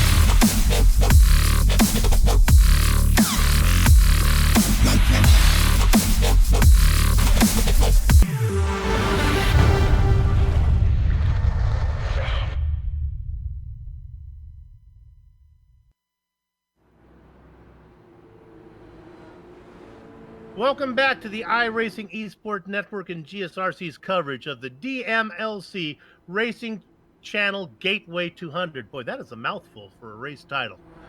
Out in front, it is Nathan Lewis. I'd like to say to all of our viewers in Australia, time the kangaroo down, mate. We have a lot of you watching on Facebook. Glad you're here on what I guess would be a Thursday afternoon for you guys. Pace car is in. It's the rookie leading the field this time, Nathan Lewis. Blocker behind. Battle for fifth. Go ahead. I was just going to say another good start there as we're seeing these leaders not being able to really pull out a gap, but here comes Blocker making a bit of a charge, and Sage Karam already up a spot on Tyler Graff up to 8th place, so the Charger keeps on charging as we go along here tonight. Our spotlighted driver, Tyler Graff, able to avoid the jinx of the spotlight. Started in 16th, racing now in what would be 9th position. And there you see Blocker coming down the inside. He's going to take it. Lewis getting pushed out to the outside. Brian Carey there also on the inside. He's going to have a move on Lewis. That's going to push Lewis back. And Joe Hassert and Joshua Chin trying to take a look here as Carey and Lewis going side by side through 1 and 2.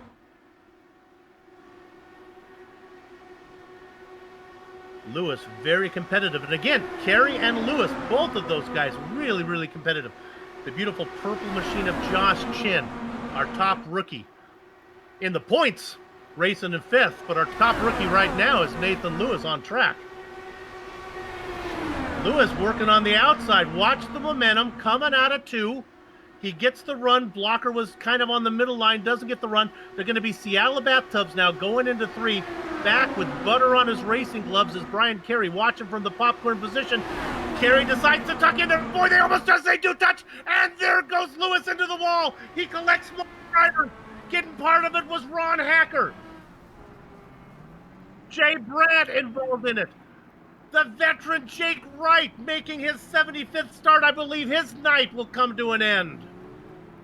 Oh, Soup, what an absolute schmozzle coming through that main kink there as you see it. Carry down the inside of Lewis coming out of here. They're just going to wash up a little bit. I hate to say it, that looked like it could have been a little bit of contact there. And everybody behind him just nowhere to go, and that's going to cause a bunch of spinning cars. Joshua Chin got turned around. I think he's done. Too many cars to name. I'll just see who I can get. I think Ron Hacker might have been able to keep going. Jake Wright involved in it. A crabbing car of Jay Brandt. Get some butter and a hammer for him. Let's ride on board and take a look at this one. Oh. I think their Soup Jake got hit from the back twice there as that went along. May have been Fowler, not entirely sure who that car was that just tagged up into him a little bit. But he checked up and then got rear-ended and then got rear-ended again. Yep, there you can see it, just that little tick. I think that was, that's Brian Beard. The Beard, it looks like, got tagged by Chin, and then Chin tagged, and then he got tagged into Wright, and just the dominoes kept falling. Chin getting together seems poetic. Okay. Blocker's fine. He was well out in front of it. Carey is still racing, even though he was part of the initial, he was the big bang of the whole creation of that event. He looks okay. Hassard in 3rd. Karam managed to skate through. Barkamp's okay. Our spotlighted driver, my goodness. Tyler Graff still out there.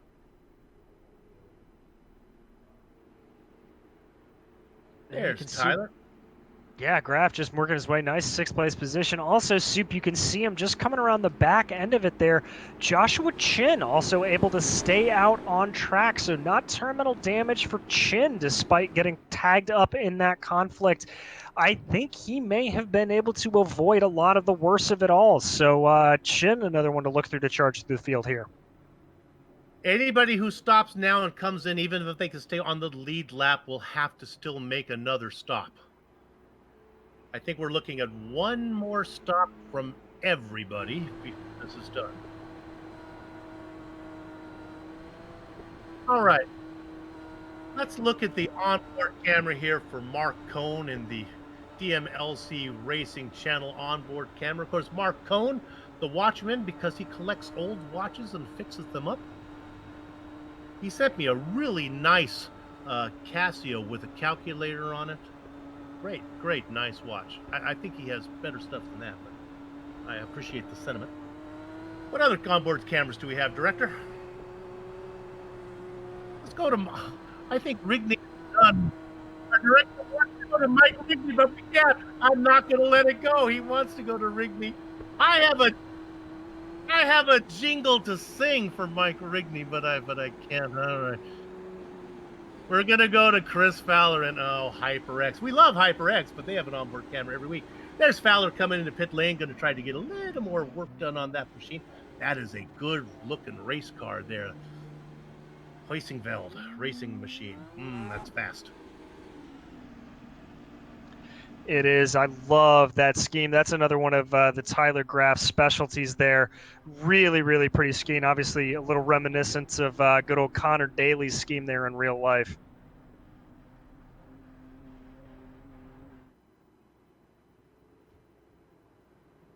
Lap number 104. Okay, the lights are off. We are very, very close to setting a record for most cautions. I don't even want to do the math on that one. Let's just assume we're going to get it in clean from here. One more stop to go. We got ourselves 55 laps to the checkered flag. Blocker out in front. His main competition, Andrew Kinsella, has had problems.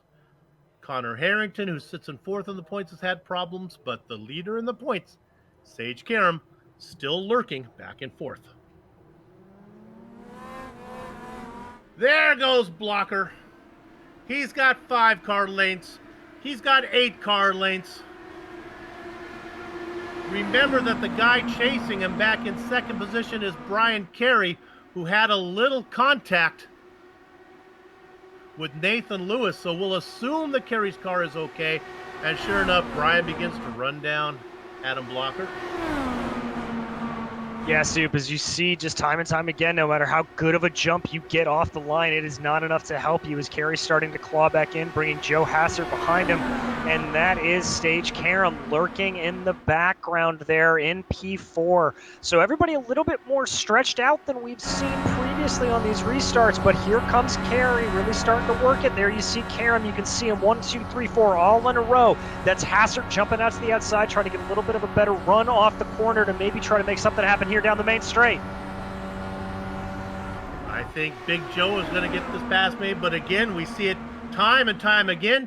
Oh my goodness, he almost gets his right front wing into the rear left tire of Carey, but he does not. When the pass fails, not only do you not get the pass, but you lose momentum and you lose the spot. That happened, and now he falls to fourth, and here comes Sage Karam with some momentum and a draft in front of him.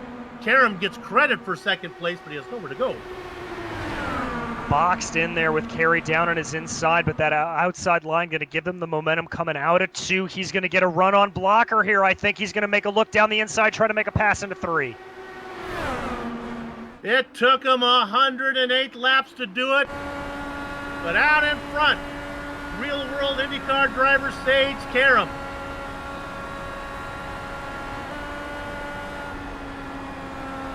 And he's not going to be able to pull away, as we've seen time and time again, but Sage getting back out front, reasserting his dominance on the championship fight here as the top 3 start to go. The one thing to note here is that Brian Carey, despite starting in second, has fallen back to 5th.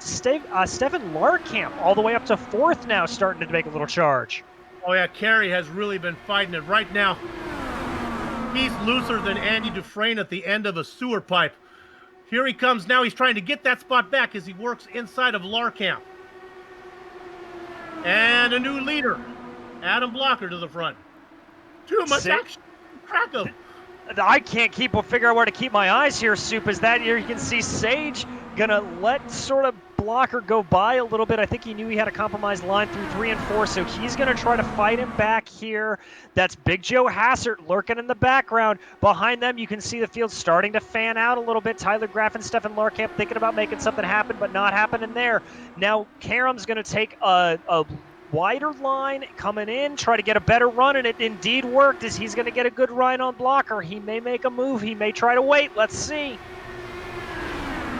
Stay in line. Oh, let's quickly go back to 7th position, car number 48, and Aaron Morgan.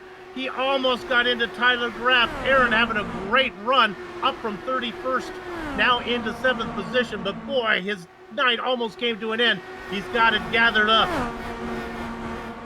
Morgan really, he's one of those rookies we talked about early on. He's putting in a great performance. He is our big mover of the race, as you said, up 24 positions.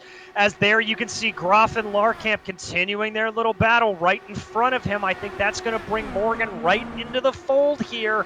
Morgan going to have the outside line, trying to make something happen, getting a little bit more momentum on Graff. That's not going to happen. But in front of them, Larkamp now able to maybe try to make a run here. Nope, they're just going to go single file back through 1 and 2. I'm trying to get a feel for drivers that have got to the front just by being smart, and drivers that have actually worked their way up there. I know the blocker can make a pass. Certainly I've seen Karam. He's probably passed more cars than anybody out there. Joe Hassert, I'm sure he must have passed cars to get to 3rd position, but I just don't remember seeing it. I think he's just kind of stayed out of trouble, and the cars have just left him for those positions. We're going to ride on Jordan with Big Joe. Now, Brian Carey, I've noted how quick he is. He can do something. And then Stefan Larkamp, I think he's just there from positioning himself out of trouble. So we'll see how it plays out. You know, I have to think with Big Joe Hassert, one of the most experienced drivers that is in Lionheart, that Hassert is maybe just kind of holding back here a little bit, not pushing too hard if he needs to. He may be trying to just maximize tire life, get a little bit more in the end of the run, hoping with this compressed field that they're going to stay green to the end. So that may be what Hassert's trying to do, but we'll have to see as it pans out. TJ, I think that's a really smart analysis. I think he just might be kind of sandbagging it right now. Like you said, there's no reason. You're not going to go anywhere, and there's no reason to really mix it up. Let's wait till after this final pit stop and race for real when it counts. Exactly, Soup, and I think the biggest thing to draw to that is you're right, I haven't seen Hassert make a lot of passes, but what I haven't seen Hassert do is fall back at all. And so that, to me, is that big indicator that he's got speed, he's just choosing where he wants to deploy it. Go to car 07, this is Scotty Johnson. Johnson just made a stab at Aaron Morgan. It didn't work. He's lost a ton of momentum, and now he is in amongst it. That's Brian Yazik on the inside, the car on the outside, the white and black machine. That's Bart Workman. We have not talked a lot about Workman. These guys racing inside, well, trying to get to that 10th position. The car watching on, but watching Mark Cone. And I think that was either Johnson or Yazik there that got a little friendly with the outside wall off of 4, so that'll be something to keep in mind in there. I don't think he had any damage. I can tell you from experience when I was running some laps here that just giving that outside wall a little bit of a love tap isn't going to completely destroy your car on the first or second time. We look at the front, and they are pretty well behaved right now. They know there's a stop to be made. I think they know they're not going to be able to drive away if they make the pass. Joe Hassert might want to maybe do a little testing of the water to see if he can get the pass made. He might, and he's got some of the best runs he's had coming off of turn 2. That's a spinner behind. I'm not sure if that's going to bring out the yellow, but somebody hard into the wall. It is indeed, it does. The nose went away from Cone.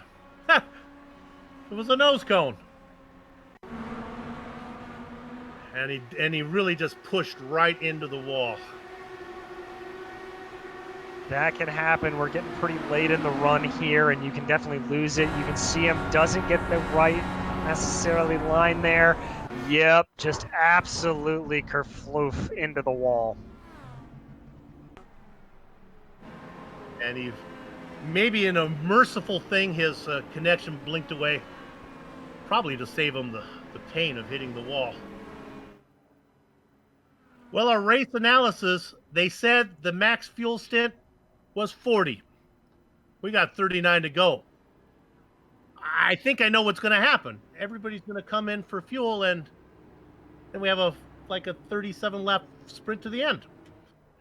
I think that's about right, Soup. And with what we've seen, unless we have sort of the weird one-car spinners, I think we've got a pretty decent shot, knock on every bit of wood that you've got, of running green to the end. So we could be in for a really fun sprint to the finish.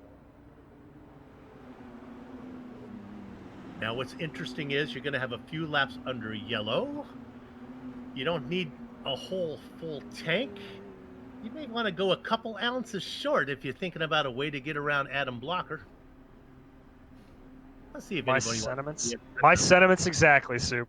I mean, worst case scenario is you do short fill and you're not going to have enough and you have to fall back and stay in the draft for a few laps. Let's see if anyone's going to roll and see if they get out there. Now, Blocker first in, first out. Karam, Carey, Hazard, pretty much that's the order they came in at. Yeah, the only real mover there, Carey, able to get up around Joe Hassert, but we'll have to see if that theory about Hassert kind of holding back and waiting on proves true, as everybody else pretty much just stays in the same line they've been running. Let's give us an opportunity to give a little love to some of the guys we haven't talked much about. How about car number 92? Chris Sleepy Lanini. I'm telling you, if he could just qualify a little bit better, he was 19th tonight. That's pretty respectful for him.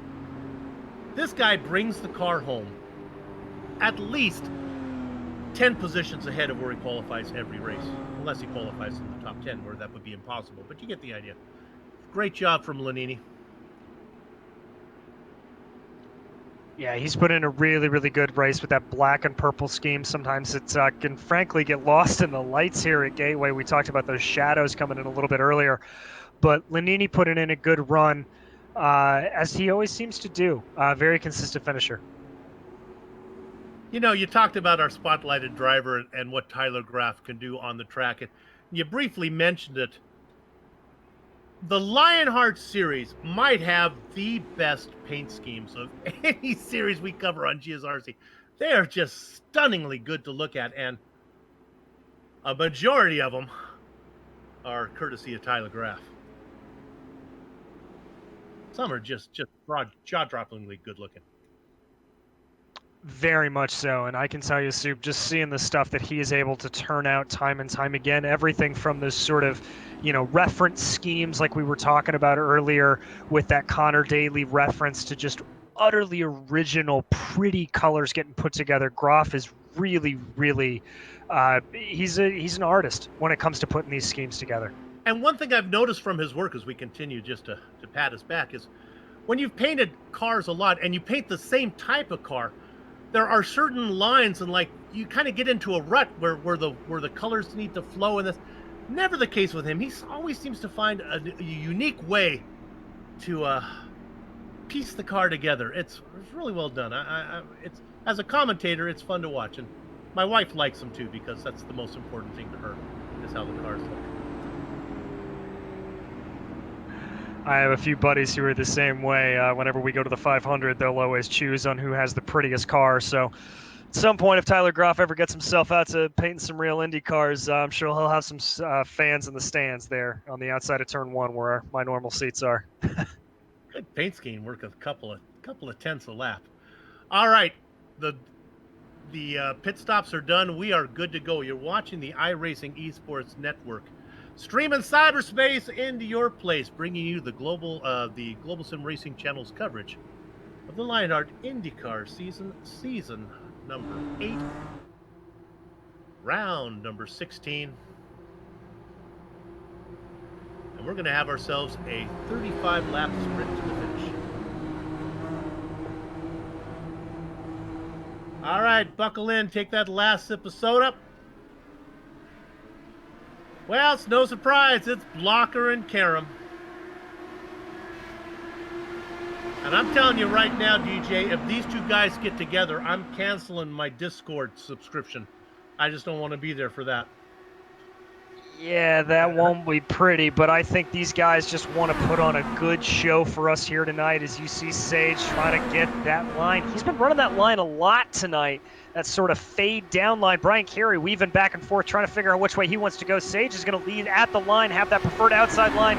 Going to show Blocker a little bit of his wing and cut him down hard. That's going to force Blocker off and back into a little bit of Brian Carey as Joe Hassert there behind him trying to make a run as well. Big Joe back and forth. Big Joe, if you're going to show us something, you better start doing it now. And he's listening to me as he tries to work on the outside of Brian Carey. Now here goes Blocker to the inside of Karam. Karam just goes off that corner. Yeah, Karam just having absolutely none of it. But behind, Big Joe Hassert able to get that momentum to work for him on the outside. He's going to have a run into turn 4, see if he can hold it. I think he's going to run a little bit wide. That's going to let Carey, but Hassert's going to go for the over-under, think better of it, line back in the line. And Stefan Larkamp now starting to take a look at that bright orange car behind him. So you saw 2 different attempts at a pass. One on the inside from Blocker that didn't work. One on the outside from Hassert that didn't work. I don't know how you make the pass. Here come Hassert on the inside. Now he's stuck to the side, but again, he loses momentum, and Carey just kind of powers it around. Let's go up front. Let's see what Karam's going to leave open. Karen says, go down to the inside if you want. You might get your nose into corner number 1 first, but I'm just going to power around the momentum on the outside. And I got to think that that's got to use up a little bit of Blocker's tires to do that time after time.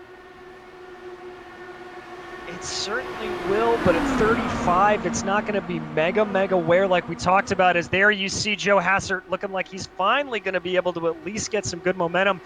He will not have enough to lead at the line, though, but this is the closest he's been with Carey. We're going to have to see if he can stick it. Nope, looks like he has to back off a little bit. Carey's going to have it there, but Hassert's going to tuck back into the draft, try to make something work. Everybody's snaking down the backstretch, trying to break the draft of the car behind. But here's what can be learned from that Hassert-Carey battle. Hassert led at the line. He wasn't able to finish the pass, but he was first across the line. Now look what Blocker does. Blocker's going to be a half car lane short at the line. He's going to be first down into the corner number 1. Karam's going to move it around. If Blocker can just get a little better run out of 4, he might be able to steal the race. He will, but it looks like it's Brian Carey that wants to steal the race, trying to take a look on the inside of Adam Blocker. He's going to be forced to back off a little bit, but Joe Hassert coming around the outside. This may be the move that Hassert needs to get by Carey, as that's Blocker diving down the inside. Hassert going to take the outside. They're going to go Noah's Ark 2x2 into 1. Guys watching on behind. Larkamp, Morgan, Graff, and Johnson all having good runs as the top 8 have pulled away now. Look at this. Blocker begins to lose momentum, and he's going to lose that position. I think Joe Hassert on the high side. He should have the run off of here. Blocker's been working the inside line for a long time.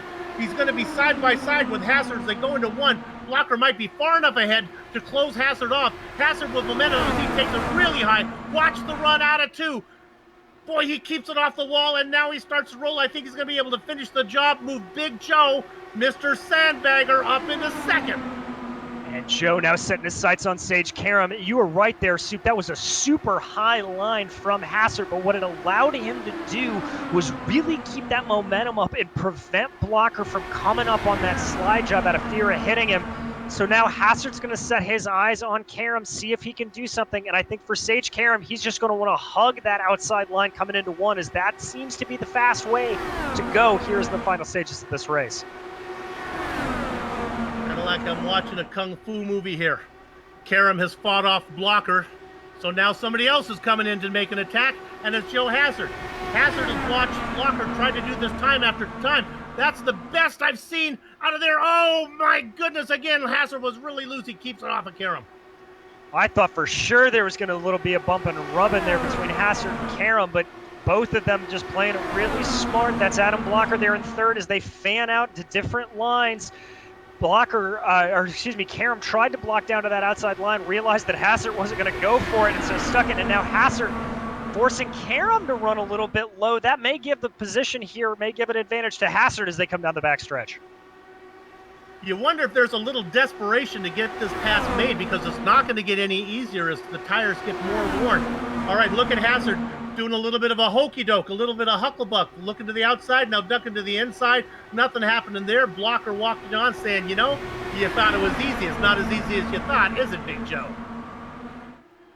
No, it's not. But what's interesting there is that Hassert is taking that wider line through 1 and 2, forcing Karam down onto the low side. And Soup, you brought up those tires earlier. That may be what Hassert's banking on here, that running that opposite line is going to hurt him. There you see a crossover line attempted from Hassert. Not going to happen. He's just going to stick up in that draft, running in 5th, so not trying to save any sort of fuel, just going all the way to the floor here. Going to try to get the best run he can coming into 3. I don't know how the tires hold up, but if there's anywhere at all, you got to think maybe a driver like Brian Carey or even Stefan Larkamp, who is just back there just running a line without working so hard, might have an advantage. Maybe all these guys can team up and make Karam use up his stuff. Karam looks pretty strong, though. He does. Karam knows exactly where to put that car to benefit him most. As there comes Blocker down the inside of Hassert, but that's not going to be a non-starter there. Hassert Hassert able to get by, forcing Blocker behind him. They're going to come in, and Brian Carey maybe starting to take a little bit of a nut. So interesting how those 3 cars are taking wildly different lines through 3 and 4, but Karam just able to hold the line coming into 1. Karam protects the inside initially on the straightaway, but then when the time comes to get corner entrance, he dives it back out to the outside. A good run this time for Hassert, but he's going to wait a little bit.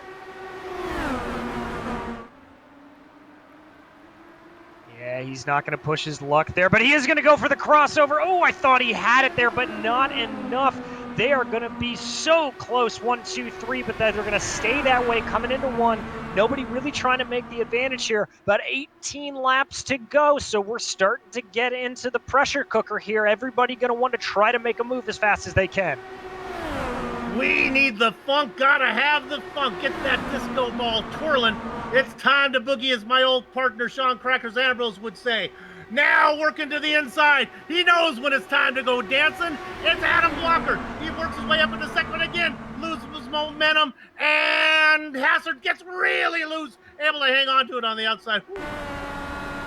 Hoi, I'm going to need some Lipitor after this, Soup. This is just an insane race, and my heart rate is going off the charts watching these guys slice and dice back and forth. You can see just how close Hassert is there to the gearbox of Sage Karam. Nothing separating this top 3. Watching on is Brian Carey, but there's just nowhere for him to do anything. There are some other drivers in the back there. Larkamp, Morgan, Groff. They race 5th, 6th, and 7th. Also in there, Scotty Johnson, Brian Yazik in the tail of this one, Bart Workman, the top 10. Really just everybody trying to figure out where the fastest run's going to be. And there comes Blocker on the inside of Hassert. He's going to see if he can have him. Hassert going back to that high line. Hassert's going to have the momentum again. That's going to force Blocker backwards, and they're going to stay like that, but that's going to open Blocker up to a move by Brian Carey. Carey's got the advantage going into 3, and he's got the move done. Yeah, Blocker, he was racing for second, tried to get the lead, didn't work, and he lost the position to Joe Hassert. Tried to get Hassert, lost the position to Carey, and now here comes fresh rubber. Carey gets underneath, and he's finding out the problems that the other guys have been having. You can't get it done on the inside.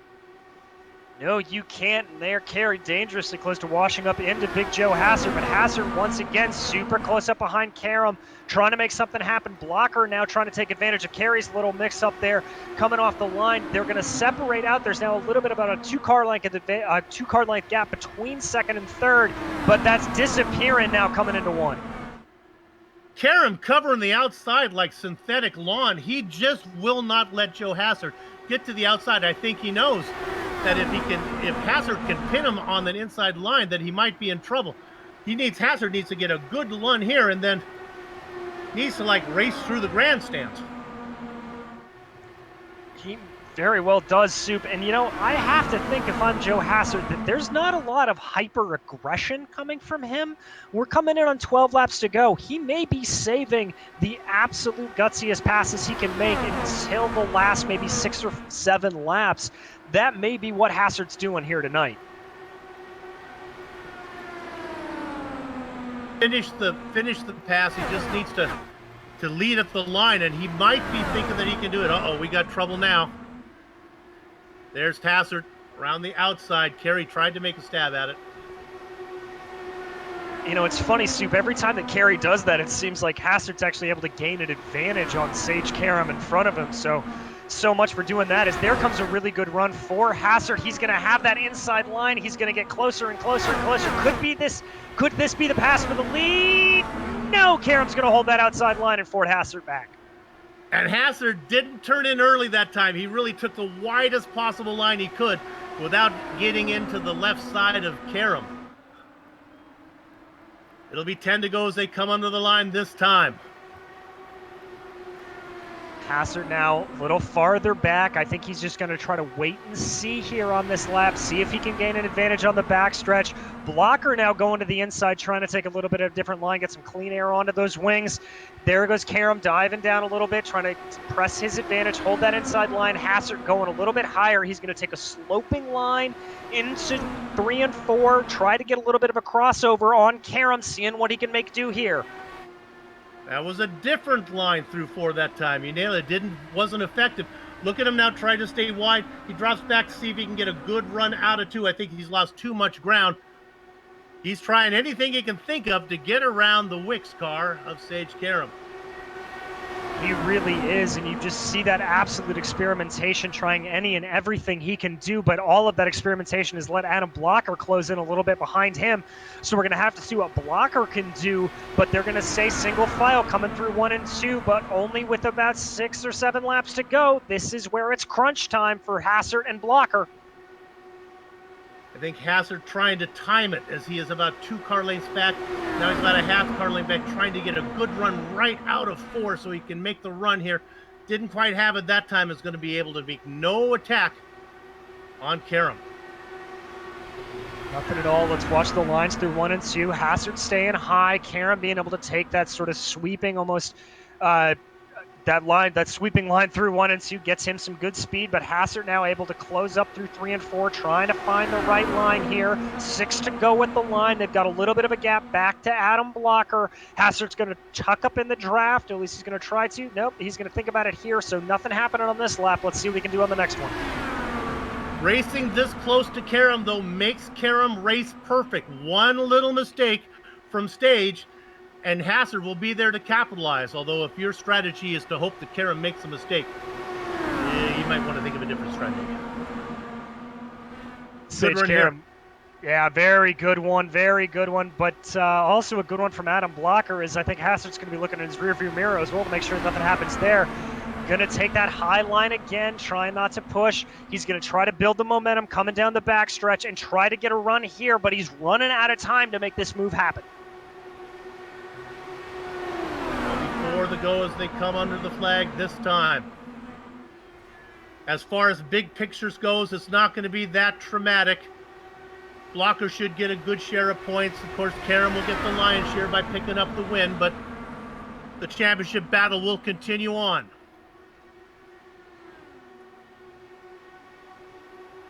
Into 3. Into 3 they go. Blocker taking a little bit of a lower line. Got a good close up to Hassard there. I think this may be a chance for Blocker to try to make a move here. Nope, he's going to be too far back, and it just looks like Big Joe Hassard doesn't have the momentum to be able to get by Sage at this point. He's got to keep pushing. We're going to go on board with Joe as you see him here coming into 3.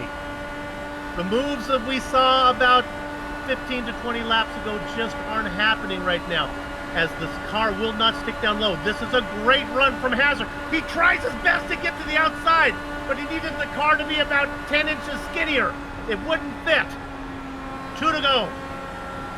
He got close there, and he's going to maybe try to get just as close as there's a little bit of a wiggle from Sage there coming off of turn 2. They're going to dive into turn 3 with Hassard keeping up that pressure. It's going to be 1 to go at the line for Hassard. He's only got 2 more corners to make this move happen. All right, again, Sage moves to the outside to protect that line. The inside is open. Now here comes Blocker. Blocker looking to pick up points. He's going to lose momentum. That won't work. They're down the back straight. Into the wall is Hassard, but he keeps it going. Don't know if he got it all, but he's keep going straight. He's got a half car length back. If he's got something, he's got to show it now. Karam making that car as wide as a Julia Roberts smile. Sage Karam gets the win. And Adam Blocker so close there on pipping second place from Joe Hassert. Really amazing run to the end there. And Brian Carey doing an incredible job to bring the car home in fourth place. Indeed, the DMLC Racing Channel Gateway 200 goes to Sage Karam. He's awesome on a twisty circuit, but he can win on the ovals as well.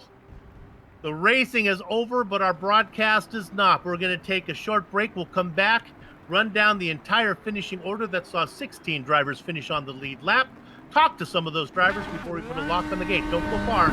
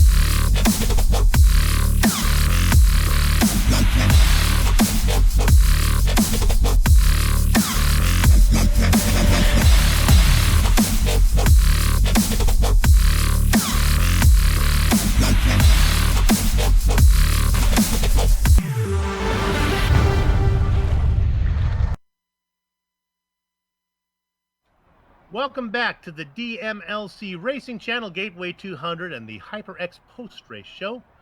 The Lionheart Racing Series is powered by HyperX. When you're trying to claw your way to the top of the podium, it pays to have an ultra-comfortable, high-quality headset that gives you the audio information you need to grab that checkered flag. From high-performance drams and SSDs, outstanding microphone, Accurus Mies, responsive keyboards, to their legendary Cloud line of gaming headsets, HyperX makes the gaming gear you need to succeed. Casual or pro, no matter your creed, color, or culture, we're all gamers, and HyperX is always ready to game. Use promo code LionHRT15 at hyperxgaming.com. And now here's the turn racing finishing order. Man, talk about clawing your way to the top spot. That is Sage Karam, who had to go through the field from 18th position, then got set back about to 12th, did it again, set back to about 13th after some bad pit stops, did it again, and he gets the win. Not only that, he must have passed about 70 cars to get it done. Joe Hassert, try as he might, could not get around Karam. He'll have to settle for second. Adam Blocker will still get a pretty good point stay and stay in the point championship as he finishes in third. Brian Carey was quick all night. got into a little bit of trouble there with Nathan Lewis, but everything worked out okay for Carey. He's going to come home fourth. Stefan Larkamp in fifth. The back half of your top 10 are spotlighted driver Tyler Graff. Aaron Morgan, a quiet seventh place from him. Likewise for Scotty Johnson, who was in eighth. Brian Yazig was ninth. Rounding out your top 10, another driver under the radar, Bart Workman. DJ? Sammy Ryman bringing the car home in 11th, followed by Brandon Limkeman and Chris Lanini in 13th. Chris Fowler in 14th, and Joshua Chin surviving that wreck to bring the car home 15th. Ron Hacker, the last of our running cars, coming home in 16th, followed by Mark Cohn, Jay Brandt, Jake Wright, and Brian Beard, all non-finishers here tonight. And the non-finishers continue with Nathan Lewis, Mike Rasmus, Tony Schowen. Brian, it's not easy being Greenlee boy. We saw a lot of these guys have tumbling accidents. Andrew Kinsella, bad points day from him unless he would drop races too. Ken Hacker, Scotty Holmes, Jason Galvin. I'll just run these out here. Connor Harrington, the Candyman Dustin Wardle got into trouble early. Adam Frazier, rookie Matt Taylor, Christopher, and Mike Rigney. We didn't get to see much of him. All right. I've done this before. It's always a pleasure when I get to talk to the race winner, especially when it's Sage Karam. Sage, congratulations. Man, it's always tough to win these things, but you really had to work at this one. You must have passed 70 cars tonight. Dude, holy cow. I don't really know what to say. I mean, I ran out of fuel in qualifying on the last lap, and I just fuel burned too much. So then I knew I was in a position I didn't want to be in. Came up through the field, and then I don't even remember what happened, but I somehow, there was like a spin in front of me or something, and I got front wing damage or something, and I had to get a front wing change. So I went back through the field again, and then got another front wing change. I mean, it was just like, it was crazy. I mean, it was like a big pack race on a short oval. I never experienced anything like that. That was such a cool race. And yeah, I mean, I just knew towards the end there, I mean, I was working the bars on every single lap, every corner. You know, I was going down to 1 going into turn 1, back up to 3 on turn 3, and I would do that every single lap. Knew I couldn't give up the inside in 3, knew I couldn't give up the outside in 1, and just like, I don't know, man, that was freaking awesome. It was really fun. And you know what was fun to watch Joe Hassard race you clean? He was trying everything he could to get around you, but is it harder at the end there when the tires are not quite as friendly? Yeah, I knew, you know, about 10 laps after we got going from the restart that, you know, his tires were going to be hurting. I mean, everybody's tires were going to be a little bit hurting. So holding the inside going into 1 was going to be a bit of a challenge. So I just knew if I just kept him pinned down on the bottom, he wouldn't be able to get the run. So basically, it was just a focus of just like hitting my line every single lap, and you know, was able to do that and not give up the inside of 3, because the inside of 3 had a lot of grip. So, you know, I was trying to break the drafts down the straightaway, keep my advantage going into 3, going into 1. But man, I can't believe it. I came into this race just hoping that I could just stay with Adam. You know, I didn't do any of the practice races or whatever. I, you know, had some stuff going on with real racing, just like meeting with my manager and stuff. So I was just like hoping I could just hang with these guys. These guys are really, really good. And then I found myself in a position to win. And, you know, I've had such bad luck on ovals. So like anytime I can win on an oval on iRacing is like literally the most amazing feeling in the world. Indeed it is. Congratulations on the win, and going to get a little bit of breathing room in the points. We'll see you down the road. Yep. Thanks, guys. Sage Karam, who managed to get himself into victory lane. Now, if you want to get into victory lane and celebrate like he is going to be able to do, what you need is a Sim Experience. To get to Sim Experience victory lane, to help you do that, check out Sim Experience AccuForce steering system. It has the most advanced tuning feature on the market. The AccuForce Direct Drive is second only to the Real Thing. So check out the entire Sim Experience line of products at simexperience.com. DJ, who you got? I've got our second place finisher, Joe Hassard. Joe, you kind of ran a quiet race there for a while and then gave Sage a heck of a run at the end. How was it out there? It was pretty good. We had the car tuned in. I'm happy to just finish one. I don't think I've actually taken a checkered flag since May, so it's been a rough year. I thought I had a shot as one of those, 2 to go, and I thought Sage gave me the outside. In fact, my spotlights from Midwest Simulations were red. So that's how close it was. And I was just trying to get runs off of 3 and 4. I scraped the wall on the final lap coming out of 2, and I think that made me push a little coming to the checker. But I kind of slinkied up and down the top 10 all night, and it was a good run, good solid run the whole night. It was an incredible thing to see. Were you having any trouble with tires there at the end? We were kind of speculating if you were holding them onto it. Yeah, it was super tight. When we were running up front there and towards the end, there were less cars. I think there were less cars in that high line where if you miss your marks and kind of got in the marbles, it really didn't want to turn. But I was definitely playing with car controls a lot, trying to figure out where I had it, and I thought I had it dialed in for the last couple laps, and then for some reason I was tight in 1 and 2 on the white, and just came out of there a little bit high, and I think that cost me because I think I was getting pretty good runs on him coming out of 4. Yeah, you were. I mean, we were screaming and hollering, hoping that you had it, and really putting on a good show. And it's really good to see you back up at the pointy end of the grid. Yeah, definitely. Only couple more races to go this year, so hopefully I get a couple more good finishes, and hope to talk to you guys again. We hope so too, Joe. Thanks so much. And Soup, I think you are with our third place finisher, Adam Blocker. I do. I have Adam. Try as you might, you just couldn't get the win there, Adam. Then every time you try to make a pass, you lose momentum and lose another spot. Yeah, it was a really tough situation there at the end. I think it was possible to make the move from second, but I mean, I would have done the same thing if I was in Joe's position and just waited until maybe 2 to go, 1 to go, 3 to go, something like that, and then tried it. I'm surprised he really didn't, give it a good go down the inside. But yeah, I tried a few times because that was the only move I really had. But then once Brian tried and failed and I got back to third, I was like, I just got to wait for Joe to try something and then, maybe try to make it 3 wide or get back to second or something. But yeah. Well, when you look at it this way, you put a silver lining on the cloud. You didn't get the win. You lose a few points to Karam, but you're close enough in points that you're still in the hunt. So we got a long way to go. Yeah. At the end of the day, I was just trying to be conservative tonight and survive. And not many people did survive, unfortunately. But yeah, it was really just cautious all night, tried to stay out of trouble, and that worked. So I'll take third here. If I finish third every race, I have a good chance of winning the title. So, yep, definitely looking forward to the last race of the season. 3. Probably get to the crown. Good luck. We'll see you down the road. Yep, see ya. All right, DJ, you get the most fun interview here. You're going to get to talk to Brian Carey.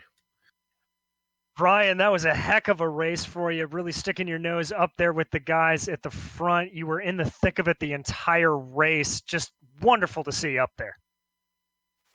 Yeah, thanks, DJ. Oh man, that was I've had such a bad run recently that I am both super pumped for fourth and super disappointed because I could taste it, I could see it. I was coming up on the inside of Joe there. I got by Adam for a bit. I'm like, all right, I could see dollar signs on the inside of Sage, and there's no way I could hold the low line in 1 and 2. So I think fourth was the best I could do today. Yeah, it really looked like as the race was going along that low line, unless you threw almost like a slide job, that you just could not get a pass made down there.